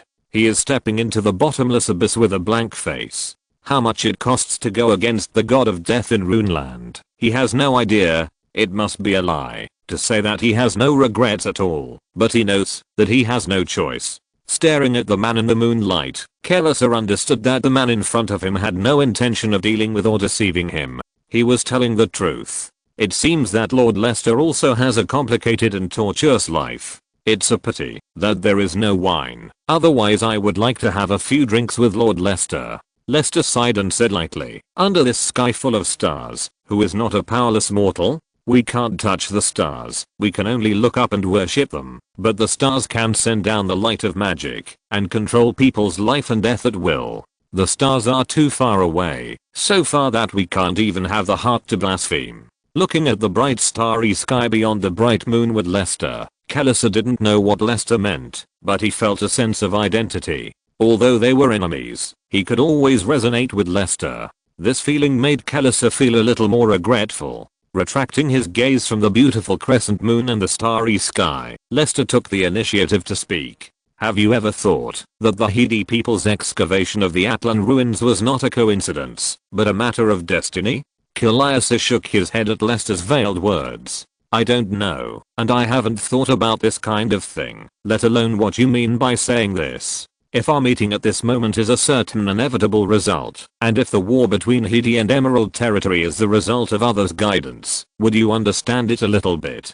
Callias' face condensed and suddenly became a little serious. I don't understand why you say that. Is there anyone who can influence the development and direction of Hedi and Emerald Territory? Responding to Callias' probing eyes, Lester was not prepared to hide it, but he was not prepared to be completely open and honest. Let me put it this way. The things in the Atlan ruins are not the power that the Hedi people should master. It is only because of the Emerald Territory that there are the Hedi people who can excavate the ruins and master the power. In order to let the people in the Colosseum fight with the hungry and violent beasts for a while longer, people will actively equip humans with weapons to prevent humans from being torn apart by beasts as soon as they enter the arena.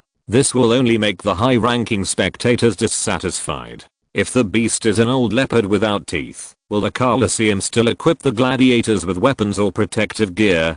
No, because humans who have mastered weapons can easily kill the old leopard. In order to make the spectators happy and maximize the profits of the Colosseum needs to balance the gap between humans and beasts and try to make the two evenly matched. Only in this way can the battle appear more entertaining. and Hedi and the Emerald Territory, you and me, are the prisoners in the Colosseum. At this moment, there are people from high above looking down on us, waiting for us to decide the result.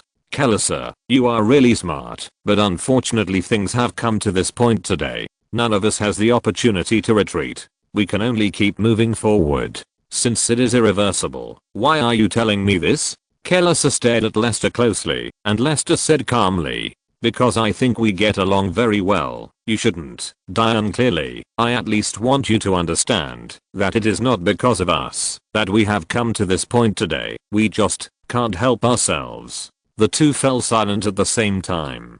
Kelsa patted his butt and stood up. Lester calmly looked at the red-haired man who raised his fist and made a fighting posture. Seeing that the situation became tense, the other spectators couldn't help but hold their breath, not daring to breathe loudly, and retreated one after another, leaving the battlefield to the two. Above the starry sky, a petite figure was sitting on a group of illusory bubbles, dangling her bare white feet, and watching the show alone. The girl's cute and naughty face was full of excitement and abnormal blush. She waved her hands from time to time and cheered expectantly, not caring at all that the arcane laws within a radius of more than 10 meters around her had been distorted by divine power. It was precisely because of the distorted laws that the girl floated in the sky like an invisible person. The orange-haired girl with waist-length hair had a pair of heterochromatic eyes as bright as the starry sky. The left eye shone like an indigo gem, and the right eye was like a flawless purple spinel. She sat on the starry sky bubble with her legs dangling like a child who never grew up. The girl with the delicate appearance covered the light of the stars in the sky like a god, and she herself had no consciousness of being a god. From time to time, she winked and screamed, like a passionate girl who saw her sweetheart. So handsome. Are there such handsome people in this world? One is as hot and masculine as the scorching sun, and the other is as cold and sharp as a silver moon. It's like the fateful encounter between the sun and the moon. The red and silver complement each other, and the lovely twilight ripples out a warm dim yellow. It's really a fateful encounter. It's great. Which one should I like? I like both. Why didn't Justice tell me earlier? It's like touching the furry ears and tail. Woo woo, what should I do? They seem to be fighting. Should I stop them? But Justice won't let me interfere in this battle. So annoying. So annoying. The girl began to kick her legs, as if she could kick away her troubles. Naturally, she didn't know that there was a crazy Protoss girl thousands of meters above her head. With a tangled face, Lester began to construct a spell. Keelisha, now that we're finished talking, let's end it tonight. Wait, don't do it yet. If you're listening to this novel on a channel other than Fanfic World, it means they downloaded and uploaded it without effort. We cordially invite you to visit our channel, Mundo Fanfic Novelos. There you'll find the original version of this story and you can explore many other novels of various genres. We're waiting for you to immerse yourself in a world of incredible novels. Chapter 412, The Sorrow of the North Sea Fortress. I see hell. V. Lester frowned at the red-haired man who threw out two ordinary longswords, waiting for Kelsa to give an explanation. Seeing that Lester had no sign of directly drawing his sword, Kelsa breathed a sigh of relief. In fact, the Spear of God Killer has locked onto you. Originally, I was going to use the Spear of God Killer to sneak attack you and kill you when you were distracted, but we just talked so much about our hearts. I'm sure that I cannot accept the result of you dying from a sneak attack, and I'm unwilling to use despicable means to sneak attack you. After all, you are the only person in my life who I'm willing to treat equally, and the only guy who makes me want to give up everything and make friends with my heart. If you were a woman, I would pursue you at all costs until you accept my love. Lester. Under the stunned expressions of the other Hedi people, Kelsa expressed his love and said sincerely, Lester, if you agree, I think we should end it in another way, a relatively fair way. Originally, you play magic, and it is not fair for me to duel with you with weapons, but I see that you are not ordinary in the field of close combat, and the weapon in your hand is even more of a murderous weapon. It is better for us to pick up ordinary swords and use only the power of our bodies to complete the sacred duel. You can say that I'm unrealistic or naive, but this is my sincere idea. Of course, you have the right to refuse, but if you refuse, you will definitely be attacked by the Spear of God Killer. If I die, you will kill everyone anyway, and you will not lose anything. On the contrary, you will not be threatened by the spear of God Killer. If I win, I can save the lives of the remaining survivors and gamble my life to do the last thing in my life. Let's make friends in the simplest way. What do you think? Your proposal is very good, but should I believe you? Lester inserted the moon rose straight into the ground, and he kicked the ball back. He had to admit that such a proposal was very tempting. After all, he didn't know whether the red rune shield and frost shield could block the fatal attack. Although he possessed great power, he was not immortal. In fact, he had died at the hands of the Rat King in the underground ruins of the Silver Mountains. It was only when the green rune Alina used all her life force to reshape his mortal body that he had a chance to breathe again. However, such a chance did not mean that he would have a second chance. Although it was a bit unfair, it was indeed difficult for Keelea's long sword to cause him a fatal injury, while the spear of the God Killer could kill him. At this moment, Keeleza was willing to make a mistake, so how could he refuse? Let everyone inside come out. Keeleza turned his head and said something that stunned the others. Lord Keeleza? Are you kidding? Do as I say. Don't make me say it again. Yes. It was not until 135 elite mages came out of the stone tower that Lester believed Keeleza's sincerity a little. What Keeleza did was equivalent to crippling one of his own arms, revealing his trump card. Lester didn't know whether he should call the man in front of him a fool. Many Hedi mages looked at Keeleza with a lot of dissatisfaction and resentment. It can be said that Keeleza deprived them of their last hope of survival. If they take action now, the Hedi people will not have any chance to counterattack and can only wait for their necks to be killed. Lord Lester, can you believe me now? Lord Keeleza, as an enemy, you are really special. Lester picked up the long sword from the ground. Can we start? Wait, I have something to say. Lester raised his eyebrows and showed a little more sarcasm on his face. Haha, you don't think that doing this can wear down my fighting spirit, do you? Of course not. In fact, I don't think so. I just want to say that I made them give up the hope of defeating you in the end. If I lose, please show some mercy and let them go. Looking at the Hedi people who came out of the stone tower, Lester said lightly, these people control the spear of God killing. They are the most valuable part of the entire North Sea Fortress, right? Do you think I will let them go? Besides, they are the culprits who attacked Mishap. You should pray to defeat me instead of bargaining with me and talking useless nonsense. Lester raised his right arm and pointed the sword directly at Keeleza.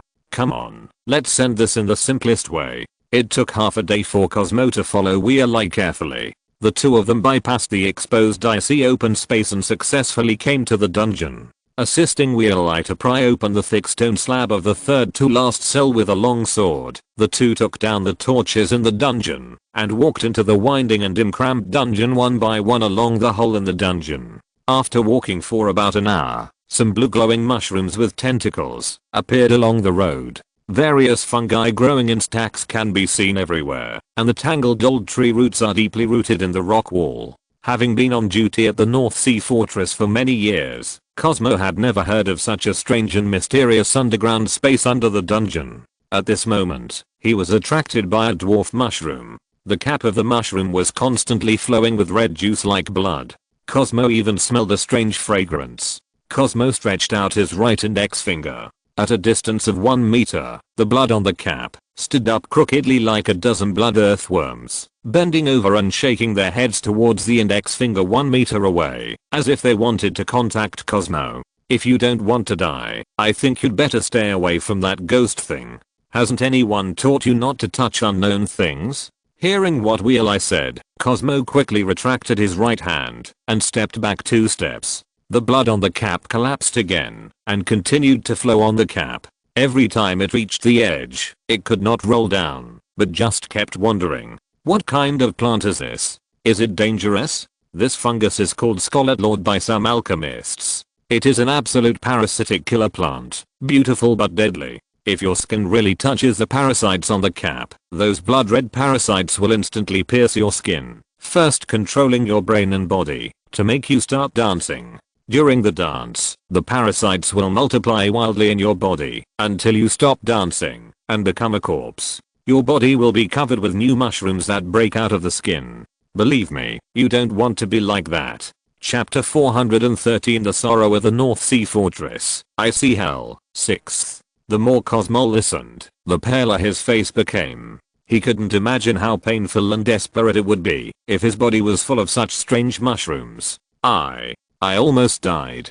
Hey, although you are a little stupid, at least you listen to advice. This is why I'm willing to take you with me. Keep going. There are still some dangerous underground plants ahead. As long as you take the initiative to avoid them, your life will not be in danger.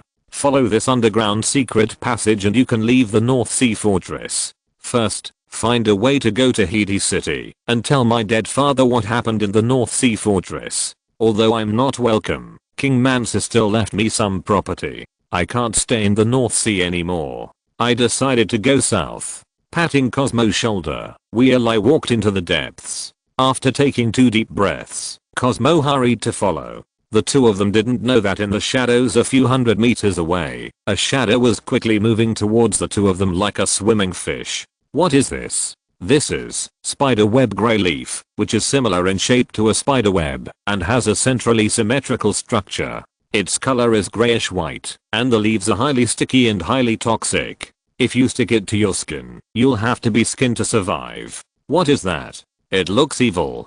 Night Coffin Piranha Plant. Its black and purple petals can easily hide in a dark environment when closed. Once you enter its hunting range, the Night Coffin Piranha Plant will pop out a powerful flower stalk. Among the beautiful petals are not stamens, but a bloody mouth covered with calcium serrations, which is large enough to expand to pick your head off your neck in one bite. The Night Coffin Piranha Plant is one of the few extremely dangerous plants that will actively prey on humans. If you want to walk past it, you'd better hold your breath, because it relies on airflow to sense the environment. After extinguishing the torches that made the 3 piranha plants restless, the 2 people who only relied on the luminous nocturnal plants to observe the environment looked at each other and found the safest route. Taking a deep breath, Cosmo, who followed Weirlie, passed by the Night Coffin Piranha Plant, which seemed to be sleeping with its head drooping, and did not lose his precious head. Only when he was far away from the piranha plant did Cosmo dare to breathe deeply. Weirlie, you know so much. When I was young, I had a potion teacher, and he taught me all this knowledge, but unfortunately, he left without telling me anything.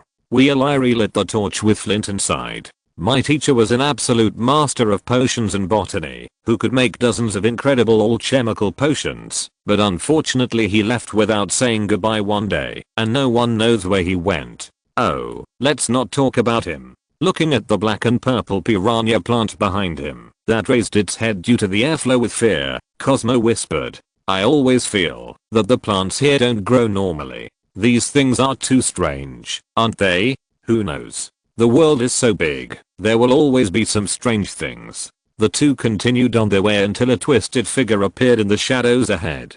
The human-shaped figure had no organs, only a pair of golden vertical pupils like flames.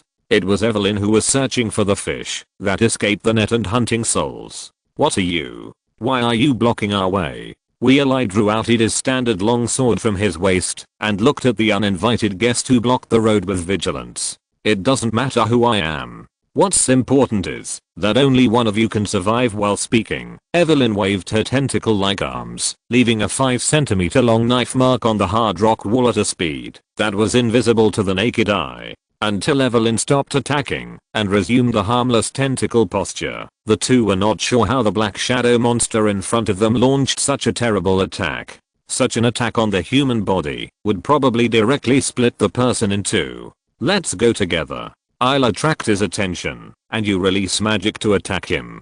Just when Cosmo was hesitating whether he would be betrayed by Weirlie, Weirlie's voice reassured Cosmo, and his worries disappeared. Along the way, the two people they met had gained a deep friendship, but he was a little bit of a villain. Evelyn smiled non-committally, waved her hand to slap Weirlie who was slashing at her, and his standard long sword broke into 2 pieces with a crisp sound. The broken sword and his owner rolled to the ground. At this time, the magic attack just came, but was perfectly avoided by Evelyn who hid in the shadow area. The magic hit the rock wall and exploded a few pieces of gravel. Cosmo, who wanted to help Wheel-Eye up, knelt on the ground in a daze, a little at a loss. Realizing the huge gap between the two sides, Cosmo and Wheel-Eye were a little desperate. This was not an enemy they could deal with at all. It seems that you have made a wrong choice. In that case. Evelyn sneered and slowly approached the two of them, the oppressive feeling of death coming over her. Let him go.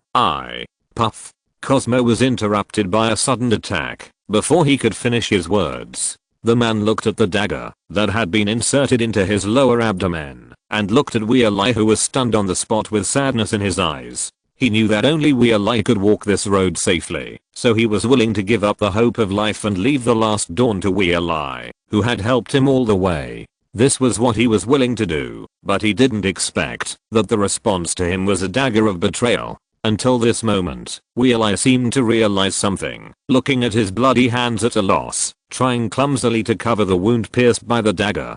I thought you would strike first. I'm sorry. I just want to live. I thought we were friends. Cosmo smiled, his eyes suddenly blurred. Only blood continued to flow from his lower abdomen. Wheel-Eye lowered his head, his expression could not be seen. Laughing at the meanness of humans, Evelyn took 2 steps to Cosmo's front, stretched out her hand to grab the soul that was about to leave the material world and go to the underworld, and pulled it to the mouth that suddenly grew. She sniffed it gently. Ah, what a painful sweetness. The hot emotions were pierced by the dagger. The enthusiasm turned into betrayal, hatred and pain, and the complex emotions in just a few seconds were completely aroused by your knife. Thank you, human. It is you who made me understand that, as long as the means are appropriate, the ordinary can also be turned into a treasure. This feeling is completely different from eating directly, unable to suppress the desire in her heart any longer. Evelyn opened her bloody mouth, swallowed the illusory and painful soul in one gulp, and let out a long sigh. Woohoo, so delicious. Chapter 414, The War of Souls. Demon, I'm the only one left now. Can I leave? Wheel-Eye looked up with a deathly pale face and looked at the shadow demon with a hideous face. Of course. No, my master hates betrayers the most. You could have lived, but who told you to betray your companions? Having completely given up hope of survival, Wheel-Eye calmly pulled the dagger out of Cosmo's lower abdomen and pressed it against his own abdomen. Cosmo, I'm a despicable person. I don't deserve to be your friend. Puff. The second corpse leaned against the first corpse, holding the suicide dagger tightly in both hands. After devouring the second sad soul, Evelyn transformed into a woman's body and pulled the dagger with a magical aura out of Wheel-Eye's lower abdomen. The dagger was about 15 centimeters long, with a purple spinel inlaid on the handle, double-edged, and complex magical inscriptions on the edge of the blade. After examining the betrayal blade in her hand, Evelyn's mouth corners curved a little. If it weren't for the master's order, maybe I would really let you go. After putting away the dagger, Evelyn disappeared into the darkness. No one can leave the North Sea Fortress alive. No one. The underworld, the realm of the dead, is erupting in a tragic war. Thousands of underworld messengers transformed from the souls of the strong, led by dozens of masked spirits, are fighting with the ghost army composed of the underworld iron armor. The screams of the dissipated souls are everywhere on the battlefield.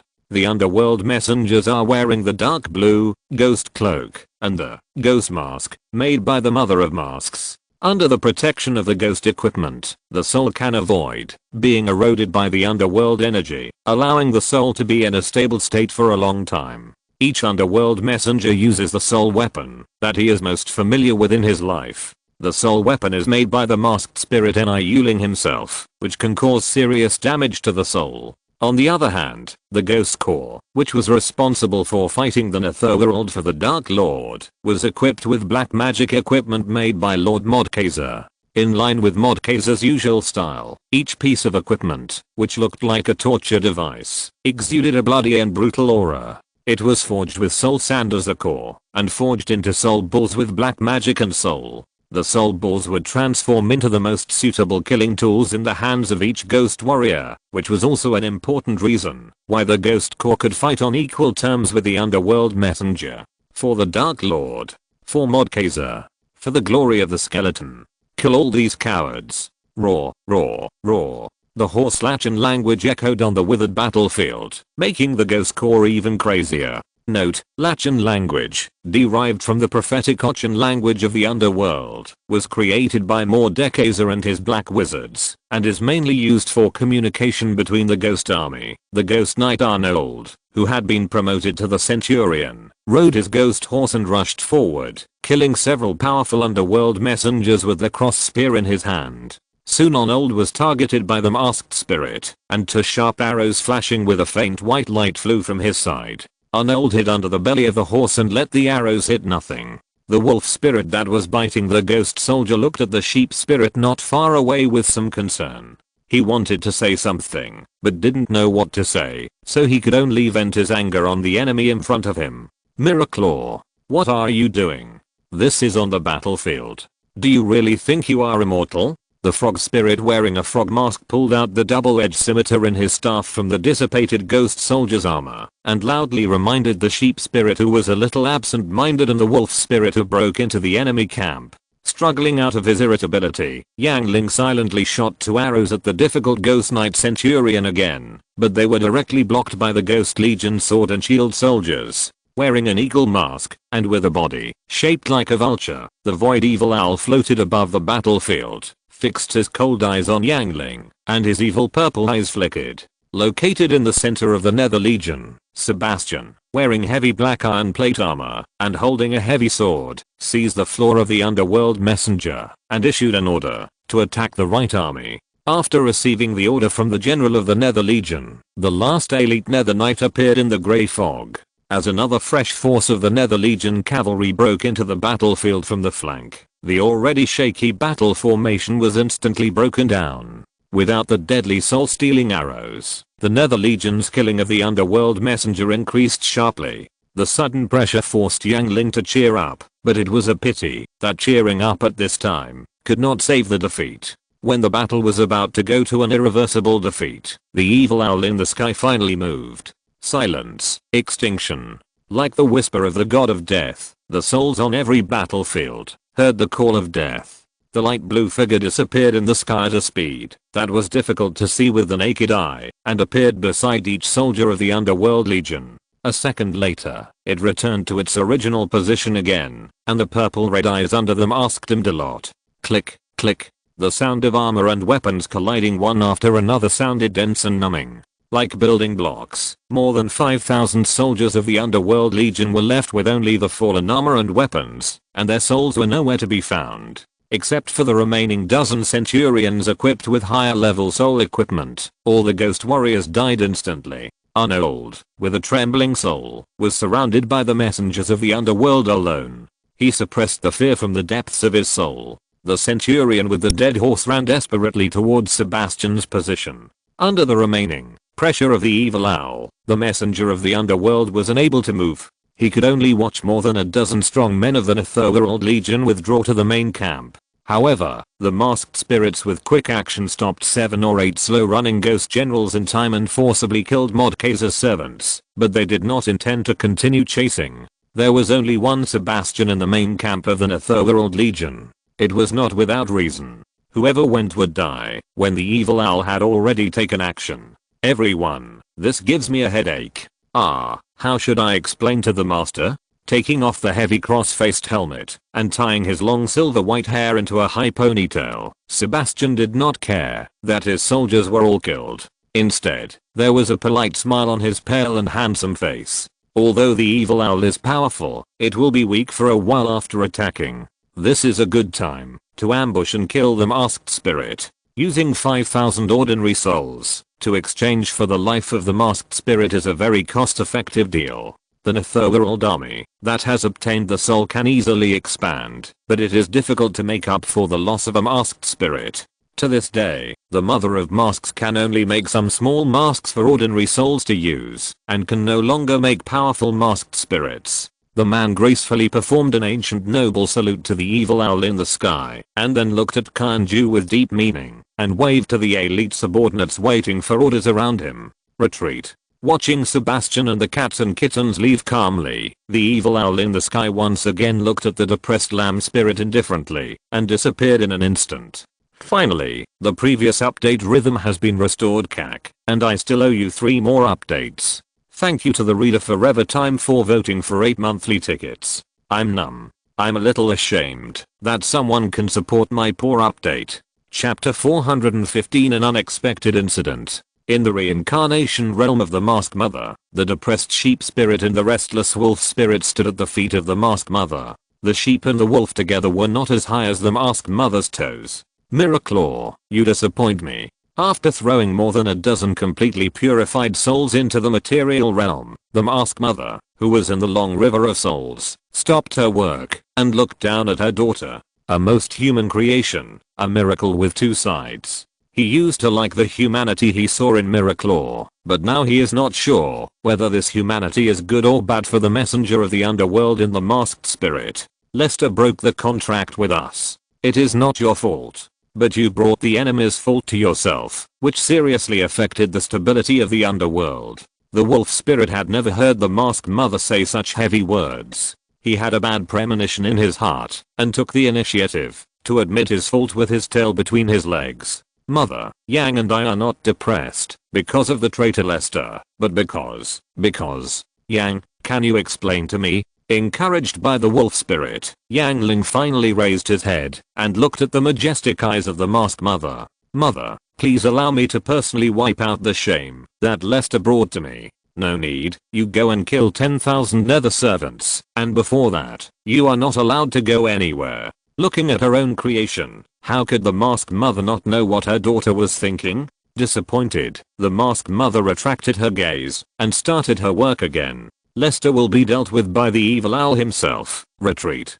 Yes. The Battle of the North Sea Fortress has been decided. The long sword pierced the right chest of the man in front of him without surprise. When Lester was about to say something, his body was hugged tightly by the man, and what came into view was a face full of apology. His body was tightly embraced by Kellis's arms that activated strengthening magic, as if he wanted to hug him into his body. The flow of magic was disturbed by a magic item on Kellis's body. He could not sense the element, could not break free and escape, and could not build a magic circle. From the situation, it seemed that he had reached a dead end. The man in front of him wanted to exchange his life and future for his own. Having come to such a conclusion, Lester was not surprised by the attack he would face next. The man laughed instead. Sure enough, how could someone like you compromise with others? But, do you really think you can kill me with this? In order to deal with the Spear of Godkiller, Lester had already had a countermeasure and had let Xayah hide in the sky early on to prevent Xayah from becoming a potential target. No matter how powerful the Spear of Godslayer is, it cannot escape the scope of magic attack. The light spear can only hit the target in the material realm. As long as it transforms into the form of a silver wolf, it can temporarily hide in another realm through the teleportation magic taught by Amelia to make the light spear lose its target. He doesn't believe that an attack equivalent to the speed of light can turn a big corner like a tracking missile and hit himself again after a short distance teleportation away from the original place after losing the target, unless the person controlling and guiding the light spear is a magic god.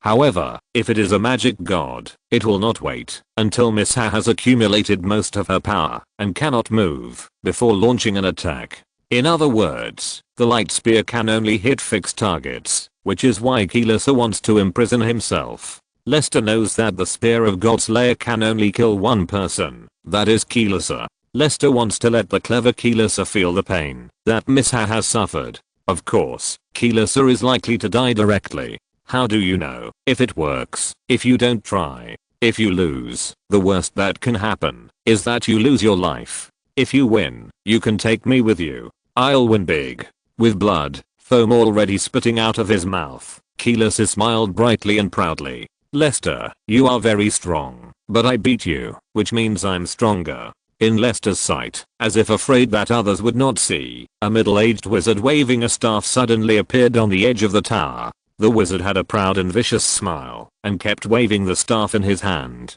The staff emitted brighter and brighter magic light, and an illusory light spear began to condense. Who is stronger, you will know soon. Without hesitation, Lester began to transform into a complete Vastaya form. The wild natural magic would not be disturbed by the forbidden magic accessories, and successfully allowed Lester to transform. Keyless stared blankly at his empty arms, and his clothes fell to the ground, and a cute and fierce silver wolf the size of a cat appeared on the ground. At the same time, Yerubis was about to activate the magic circle, but saw an orange-haired girl falling from the sky like a divine weapon. Hey, look at the foot. Wow. It hits the target accurately. Sorry, you need to take a nap now, maybe a long nap. Witnessing the delicate and white perfect jade foot kicking his head, a red mark suddenly appeared on his face. Before the sweet orange smell could spread in his nose, Yerubis, who was bleeding from his nose, fainted on the ground. Without the guidance of the wizard, the staff fell to the ground. The magic circle condensed with the light spear could not continue to restrain the powerful force. It suddenly exploded in a burst of magic white light. The orange figure drilled into the astral channel to avoid the spreading magic shockwave. Boom. The powerful shockwave dismantled the stone tower into a pile of ruins. The broken stones collapsed and fell, hitting the people under the tower. This incident caught everyone by surprise, including Lester. Everyone saw a girl suddenly appear next to Jerubis and kick him. Then Jerubis and the girl disappeared at the same time. Then there was an explosion, and most of the stone tower began to collapse like a building block. When the other Hedi people had already run away, wishing they had 2 more legs, Kiliasa was still looking at the flying stones, muttering to himself. Jerubis, where is my light spear? Where is my light spear? Where is my light spear? Seeing that the stones were about to fall on his head, Lester grabbed the red-haired man's trouser leg with his mouth, and dragged him out of the collapsed area. Dust billowed, and Lester, who had turned into a silver wolf and lost his clothes, was too embarrassed to turn into a human form in public. He could only squat and stand indifferently, with a tense face and silent. His face was too non-threatening to make the Hedi mages imagine that they could escape. It was not until 2 lone heroes were frozen into ice sculptures by the icicles that the others realized that the cute little guys were not elves, but ruthless demons. After killing the 2 idiots who didn't know how to live or die, Lester stared at Kiliasa, who was hit by the sword. The man in front of him was destined to die. The reason why he pulled Kiliasa was that he didn't want Kiliasa to die, and clearly, if Kiliasa was stupidly smashed to death, then wouldn't it be a bit ridiculous for him to have been confronting Kiliasa for so long? Who is she? Who is that damn bastard? Was it an accident, or was it your helper, Lester? Haha, no matter what, I lost. I completely lost. I lost. I'm willing to accept the defeat. Kiliasa knelt on the ground, looked down at the long sword stuck in his chest, looked at Lester, who had turned into a cute little creature with dismay, and his ugly face finally had a few more sincere smiles. It was the great sage Will who discovered the ruins of Atlan and presided over the development of the ruins. Lester, in the end, you still won. The man who finished speaking lowered his head and swallowed his last breath. Chapter 416. Nice blue silence. 7 days have passed, and this is the 8th day. At dawn, the Emerald Army led by Margaret arrived at the border of the North Sea Fortress. Looking up at the telescope, the North Sea Fortress in the lens was shining with crystal lights under a few rays of sunlight. The whole city did not feel any life, whether it was people or birds and animals. There was no trace of human habitation, and the whole fortress was silent, as if it was dead. Margaret was mentally prepared for this unusual situation, and ordered the Black Rose Wizard to release several reconnaissance spells, but the spells disappeared in an instant when they approached the fortress. The wizard explained that the elemental tides near the fortress were in an extremely chaotic state. Seeing that it was impossible to use spells for long-distance reconnaissance, Margaret sent out 3 teams of 10-man reconnaissance cavalry to explore the way first. According to the military construction concept formulated by Lester, the scout cavalry is a small part of the most elite cavalry. Like the scouts in the previous life, in addition to basic military literacy, everyone needs to master 1 or 2 amazing skills, because only in this way can they complete tasks that ordinary people cannot complete. Bumping on the horseback, Temple commanded his team to quickly approach the city 1,000 meters away. As a 10-year veteran who joined the army from the Black Iron Guard, Temple has extremely rich combat experience. In his early years, He practiced archery, which made Temple, who has the talent of eagle eyes, feel at home in the army, and became a famous sharpshooter in the army. Rejecting the proposal to become an officer, Temple, who has always liked adventure, chose another way, and joined the highly mobile, highly paid but extremely dangerous Scout Cavalry. After practice, Temple, who has excellent archery talent, has walked out of his own way in horseback archery. Every time in the harassment tactics, he can achieve a dazzling number of kills, and can also detect the enemy situation through a pair of eyes with excellent eyesight. Sure, as they were about to reach the shooting range of the city wall, Temple slowed down his horse, blew a whistle, and drew 2 circles above his head with his right hand. After receiving the order, the other 9 archers began to distance themselves horizontally, past Temple and approached the city wall with clusters of ice chips. Standing 500 meters away from the city wall, Temple skillfully took out the precious dragon tendon short bow from his back, quickly took out 3 whistling arrows from the quiver, held 2 arrows firmly with his ring finger and little finger, put the first whistling arrow on the dragon tendon string, and pulled the bow arm halfway. This was a continuous shooting method he invented, which could shoot 3 arrows within 2 seconds. As long as any enemy on the city wall was exposed, he would pull the bow to the full, let the arrow bite into the enemy's body, and issue a warning to his companions. Things went more smoothly than expected. Like other Scout Cavalry teams, several cavalrymen jumped off their horses and used special crossbows to shoot the flying tiger claws connected to the rope at the edge of the wall and stuck them. They pulled hard twice and began to climb up. The more than 20-meter high wall was quickly climbed up by someone. It was not until the first agile cavalryman jumped onto the wall that Temple loosened the bowstring and retracted the bow and arrow. What's the situation? What's up there? Did you not even tell me if anyone is dead? Riding a horse to the bottom of the wall, Temple took the initiative to ask loudly with a dark face when he saw that his previously clever subordinates did not even report, as if they were missing. 3 seconds later, a cavalryman poked his head out with a look of as if he had seen a ghost, and spoke in a stuttering manner, which made Temple's veins pop out, and he was furious. All dead. They are all dead. All dead. Captain Temple, come up and take a look yourself. Although he did not know what was going on up there, Temple knew that at least there was no danger up there. It is definitely a good thing that there is no danger on the battlefield. As for the abnormal behavior of his subordinates, it must be because of some indescribable situation. After calming the somewhat uneasy horse and hanging the saber buckle to prevent the saber from falling off, Temple put on the dragon tendon bow and began to climb up along the hanging rope. He felt that the temperature was getting colder and colder as he climbed up. Obviously, the temperature was abnormal. After climbing over the edge of the city, the scenery in front of him made Temple's brain slow down for half a beat and his breathing stagnated. This is not a man-made disaster, but a desperate natural disaster. Everything in sight is ice blue, a dead grey blue wall. Countless ED people retain the most real emotions in their lives, whether angry, fearful, confused, or desperate. Everyone's expression is vivid. The pale faces in the ice crystals seem to still live in this world, but they seem to be dead. They just stare at the living with their eyes wide open, cursing the newcomers to fall into the deepest fear and nightmare together. Time was frozen at a certain moment. The next second, in silence, everyone died in the ice blue terror. The entire city fortress was shrouded in frost, devouring everyone's soul and taking away all life. Unable to escape, unable to refuse, one can only blend into this dead frost fortress, become a part of the silence, stand alone for hundreds and thousands of years, become a forgotten sculpture. Retracting his gaze, Temple opened his mouth and wanted to say something, but felt his throat filled with lead, and his tongue seemed to be tied, and would not obey his command. How many people are there in this fortress? How many people died in this disaster? Who caused such a disaster?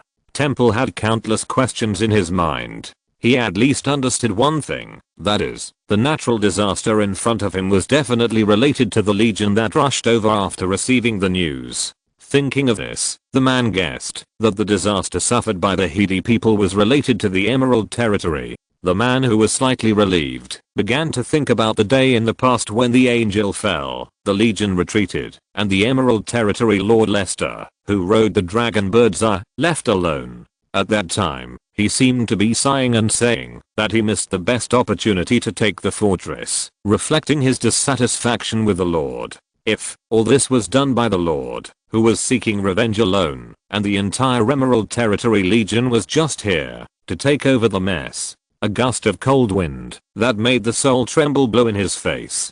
Temple, who was standing on the city wall, shuddered unconsciously, and his knees softened, and he was about to fall to the ground. Fortunately, other cavalrymen supported Temple, who was about to fall in time, so that Temple, who was pale, did not make a big fool of himself. Originally, he was just shocked by the scene in front of him, but after thinking through the cause and effect, Temple only felt endless fear. Send, send, send. After saying it 3 times, Temple, who was short of breath, did not straighten his stiff tongue. Instead, his subordinates, who had come out of shock, asked back, "Send a safe signal." With his lips tightly pursed, Temple signaled his subordinates to let go of him, but his body leaned against the city wall and nodded slightly. As 3 green fireworks symbolizing safety exploded in the sky on the city wall, 3 kilometers away, Margaret issued an order to enter the city. Chapter 417, The Devil's Heart. A silver-winged dragon bird flew through the air, heading eastward, and approached the magnificent Hedi City. Hedi City did not know that the god of death had arrived. Even if there were fish that slipped through the net and wanted to pass on the message to Hedi City, they were not as fast as the winged dragon bird. A large bag filled with perfect quality soul pyroxene. Each piece of soul pyroxene was emitting dazzling colorful light. Lester understood that the bag contained the vitality of 150,000 people, all the lives of the North Sea Fortress. The bag was a bit heavy, but it was too easy to get. The life of the entire city was already packed in a small bag, but Lester was thinking about something else. "Evelyn, do you think I'm cruel?" Sitting on Lester's shoulder, Cat Evelyn licked her little paws gracefully and let her tail hang on the back of the man's neck, as if she was no different from a real cat. "My master, you are an out-and-out devil. No one is as cruel as you. I think even a pure demon like Mordekaiser cannot compare with you.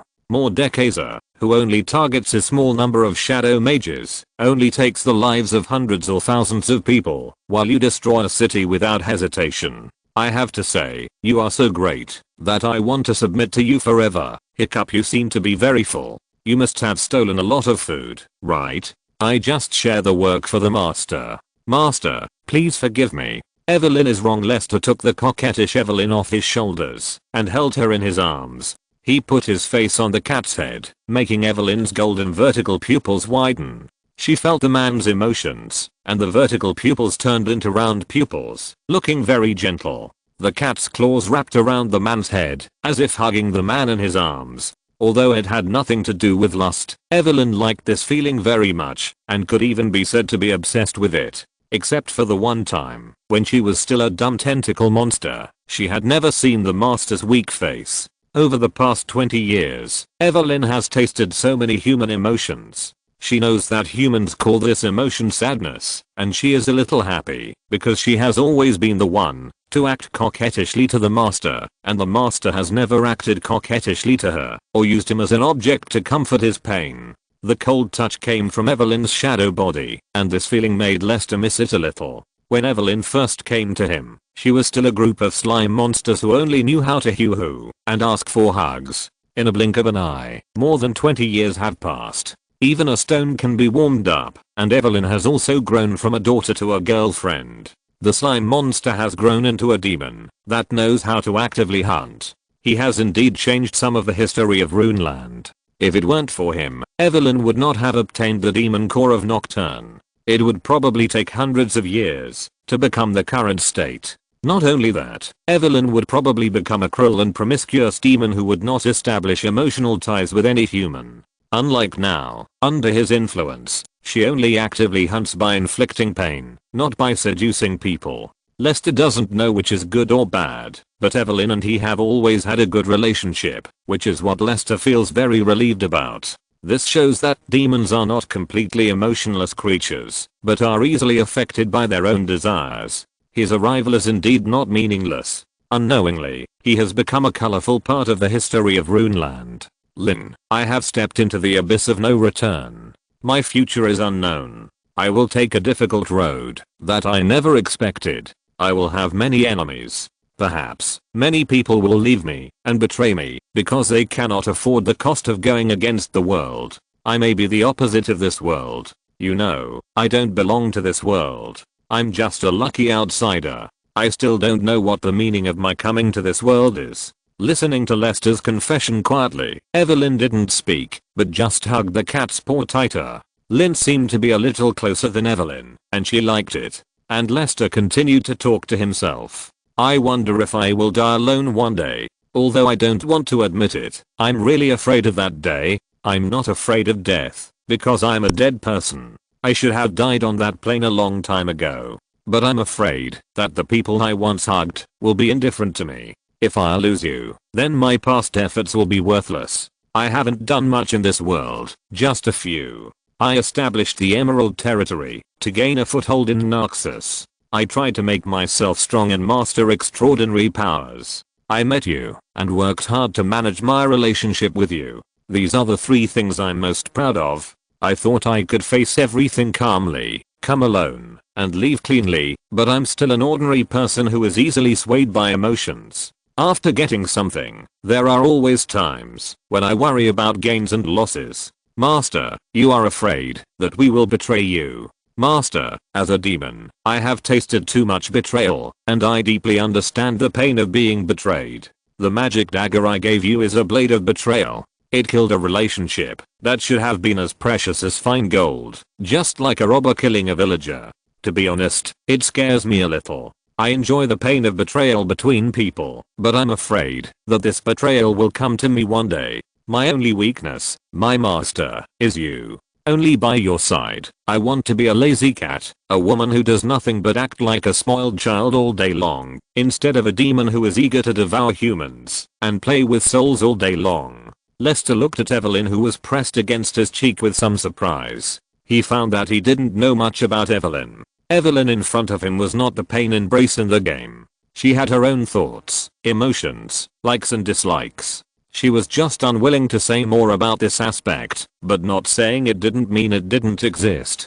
Perhaps it was because Evelyn, who followed him closely, knew the most of his secrets. He had never lied to Evelyn and always treated her sincerely. At this moment, sincere efforts seemed to have brought a reassuring result. From the moment I had a little self-awareness, I was attracted to you. I came to your side, and you did not abandon me as a monster because of my ugliness or other reasons. Instead, you were willing to take me in, raise me, and give me love. I understand the heavy weight of family affection and love from human emotions. In you, I feel the 2 most sincere loves belonging to humans. This love makes me understand that I don't know where I came from, but I know where I should go and how I should become a person. You are willing to tolerate the part of me that is a demon. This is enough. Only by knowing the pain of betrayal can you understand how difficult it is to keep this flawless emotion. Unless you abandon me, master, otherwise. Evelyn gazed at the man's gentle eyes affectionately and curled up in the man's arms. Master, I will never betray you. Woo-woos, I will not betray Lester either. Ah, you silly dragon. Don't you know that it's my time now? Chapter 418. My name is Lester. Above Heedy City, an uninvited guest forced Lester to stop casting spells. Zaya flapped her wings, shivered, and stared at the illusory figure floating in the air, looking as if she was facing a great enemy. The uninvited guest wore an eagle-shaped mask, with evil red light reflected from the eyes of the mask, and a layer of blue smoke covering the long beak. From time to time, the wailing of souls that made people's scalps numb could be heard. The shape was like an adult-sized vulture, and the claws of the ghost bird had dark diamond-shaped scales. Just by getting closer, Lester felt an irresistible soul-pulling force, as if to take his soul away from his body. It can be seen from the mask of the uninvited guest that the birdman in front of him is the same mask spirit as Kainju. The death god of the mother of masks is here. Zaya, land. Yes. The obedient Zaya did not dare to hesitate and flew directly to the ground, bypassing the cold and silent void evil owl. Lester asked Zaya to land because he did not want to fight with a winged birdman in the air. Having never fought with a masked spirit, even he was not completely sure that he could defeat the enemy in front of him. This was a risk Zaya did not need to take. What is that? A dragon beast. Look. What a beautiful big dragon bird. Wait, it seems to be coming this way. Everyone, disperse. It's dangerous here. Ah. Mom, where are you? Wow. Seeing the terrible dragon beast getting closer and closer, the spectators on Heiwisi Square finally realized the danger. A little boy fell to the ground in fear, glanced blankly at the crowd that had begun to fall into chaos, and cried loudly. Fortunately, his mother quickly found him in the crowd and took him away. More and more soldiers surrounded the dragon bird with weapons in hand. As the dragon bird fell to the ground, a vast air with animal ears jumped down from the dragon bird's neck, glanced coldly at the soldiers who surrounded him, and then looked up, looking arrogant. The soldiers drew their swords from their waists one after another, and the soldiers farther away began to construct spells, preparing to release attack magic. The leading city defense captain took 2 steps forward, waving his sword fiercely and threateningly. Listen, kid, no matter who you are, you'd better put down your weapons and surrender.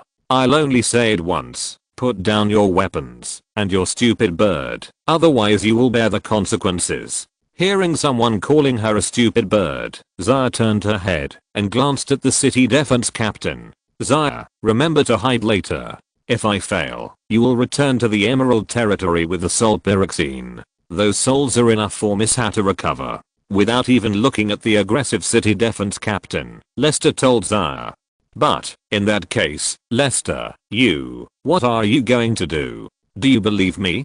Zaya Silver Moon. Lester said softly, holding Zaya's drooping chin. Trust me, just wait for me to come back. Zaya nodded with sobs, while being held by Lester. I'm talking to you, you bastard. The captain of the city defense began to jump up and down. He swore that, if the guy in front of him didn't look easy to mess with, he would have rushed over with his men. At the same time, Lester also let Zaya go, and looked at the hundreds of Hedi soldiers surrounding him, and the Hedi civilians on the buildings farther away with a calm look. Since the masked spirit had no intention of showing up, Lester couldn't let Zaya leave. If the masked spirit's goal was the soul pyroxene carried by Zaya, then the masked spirit would definitely attack Zaya first. He didn't think Zaya would be a match for the god of death, so what he had to do was very clear. Only by angering the masked spirit and attracting its attention could Zaya leave smoothly. Is there anything that can make the messenger of death more angry than harvesting and plundering souls in front of the messenger of death? The smile faded, and Lester pulled out the moon rose. Since he could not use the forbidden technique to seal Hedi City, he could only choose another way to complete his revenge. Hedi people, remember my name. Even after 1,000 years, you will still be afraid of my name. My name is Lester.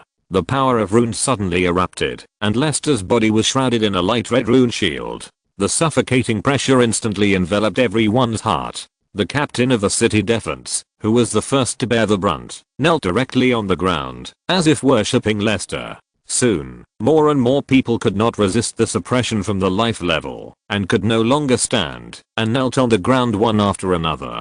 Narxus, the lord of the Emerald Territory, comes for revenge. Raising his head with difficulty, the man with a cold voice had come in front of him. The captain of the city defense stared blankly at the flash of the sword light, and felt that the world began to spin, and his consciousness fell into eternal silence. Even the chance of reincarnation was taken away. The soul absorbed by the red rune turned into the most primitive energy, and became a part of Lester.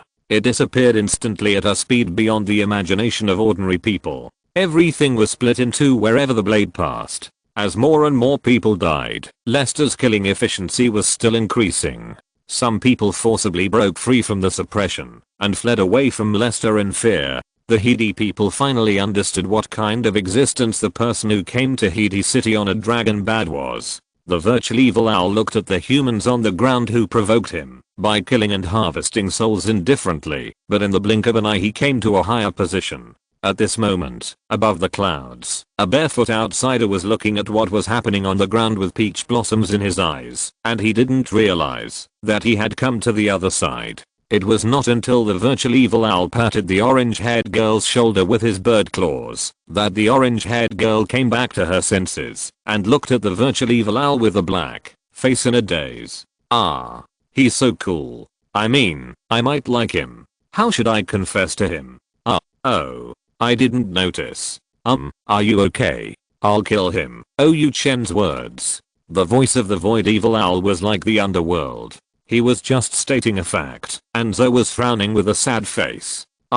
Then, can you wait until I confess? I haven't figured out how to tell him yet. Oh, Zoe, you can do it. Think about how to tell him. After thinking about it, the void evil owl decided to ignore this mentally ill outsider. It doesn't matter if he is mentally ill, as long as he doesn't hinder himself. Thinking of this, the void evil owl left Zoe. If you're listening to this novel on a channel other than Fanfic World, it means they downloaded and uploaded it without effort. We cordially invite you to visit our channel, Mundo Fanfic Novelos. There you'll find the original version of this story and you can explore many other novels of various genres. We're waiting for you to immerse yourself in a world of incredible novels. Chapter 419, The Plague of the Dead. The dead were revived again with their flesh and blood. The skeletons and pieces of meat, combined with the soul, picked up their weapons and chopped at their former companions with even greater strength than before. Death was spreading rapidly like a plague, and even the breeze passing by had an indelible smell of blood. The evil spell, with the blessing of natural magic and amplification array, enveloped the sky above Hedi City, resurrecting the dead, preventing the soul from reincarnation, and making all Hedi people sink into bloody terror. Even the initiated did not expect that the undead magic combined with natural magic would produce such an effect. The ancient Akasha undead magic reappeared in the Runeland, bringing a new catastrophe. Everyone took up weapons and tried to fight their way out of the chaotic disaster. On the Heiwi Square in the center, an unobservable battle was taking place. Hedi City, the residence of King Mansa, the Jialang Palace. Princess Stella, the daughter of King Mansa, the Pearl of Hedi, was wearing a white gauze princess dress. She stared at the blood-red sky with a worried look. The lovely cotton candy clouds were dyed with an ominous color. There were chaotic and disturbing sounds coming from the south, far away from the royal area. She didn't know what disaster had happened in Hedi City. She could only kneel on the ground with her hands clasped together and do what she could do in a low voice. God, no matter what happened in Hedi City, please bless the people to be safe and protect Hedi's people and soldiers from harm. May all the glory and honor belong to you. The naive blonde princess prayed a little and then thought of her omnipotent brother Kalyasa and turned to make a wish to Kalyasa. Brother Kalyasa, no matter what happens, you can solve it. Come back safely soon. Hedi City needs you. The little princess didn't have much time left. Before the princess could even think of the next word of prayer, the palace personal guard directly and rudely pushed open the precious carved wooden door, came to the princess, and knelt on both knees. Princess Stella, the king asked me to take you away. It's not safe here anymore. Sister Vernis, what happened in Hedi City? I'm so scared. Looking up at Princess Stella, who was as cute as a little rabbit, Vernis's serious face softened a little. The Pearl of the Kingdom does not need to understand how dangerous and dark the world is. It is her duty to isolate everything that taints the beauty. Only the princess is innocent and romantic. Like other guards, she is willing to give everything to protect her until another person who can protect Stella appears. There was a small riot in the South City. A civilian was angry because his cucumber was stolen by his neighbor. He set fire to his neighbor's vegetable garden with a torch. The fire was so big that it spread to other houses. The red in the sky was the light of the burning flames. Now the civilians over there are evacuating. The soldiers have started to put out the fire. It will be put out soon and no one will be injured. But, Sister Vernis, will the fire in the South City burn to our side? Vernis shook her head calmly. No, we evacuated only because the mob started to crash into the palace. In order to eliminate all dangers, we have to move underground. Okay, Sister Vernis, I will go with you.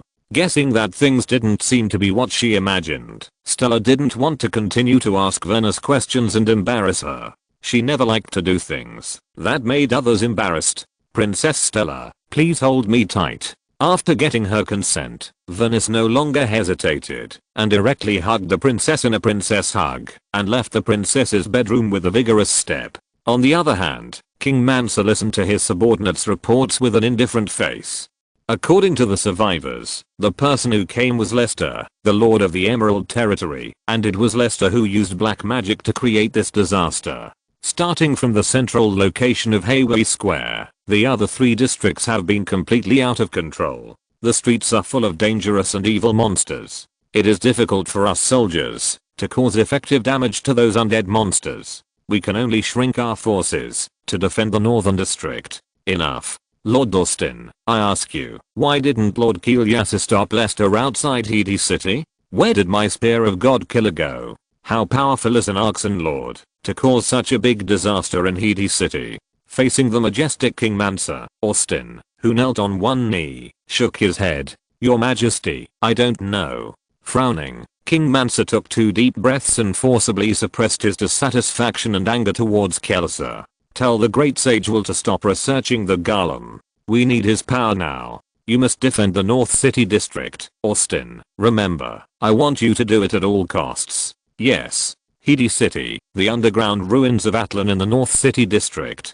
The old wizard with a grey beard drove away the other researchers and fiddled with the 6-meter high colossus alone in the closed underground. He looked obsessed, and from time to time he connected the magic wire to the armor of the Golem and adjusted various parameters. Suddenly, an astral portal opened without warning beside Will, and an indifferent woman walked out.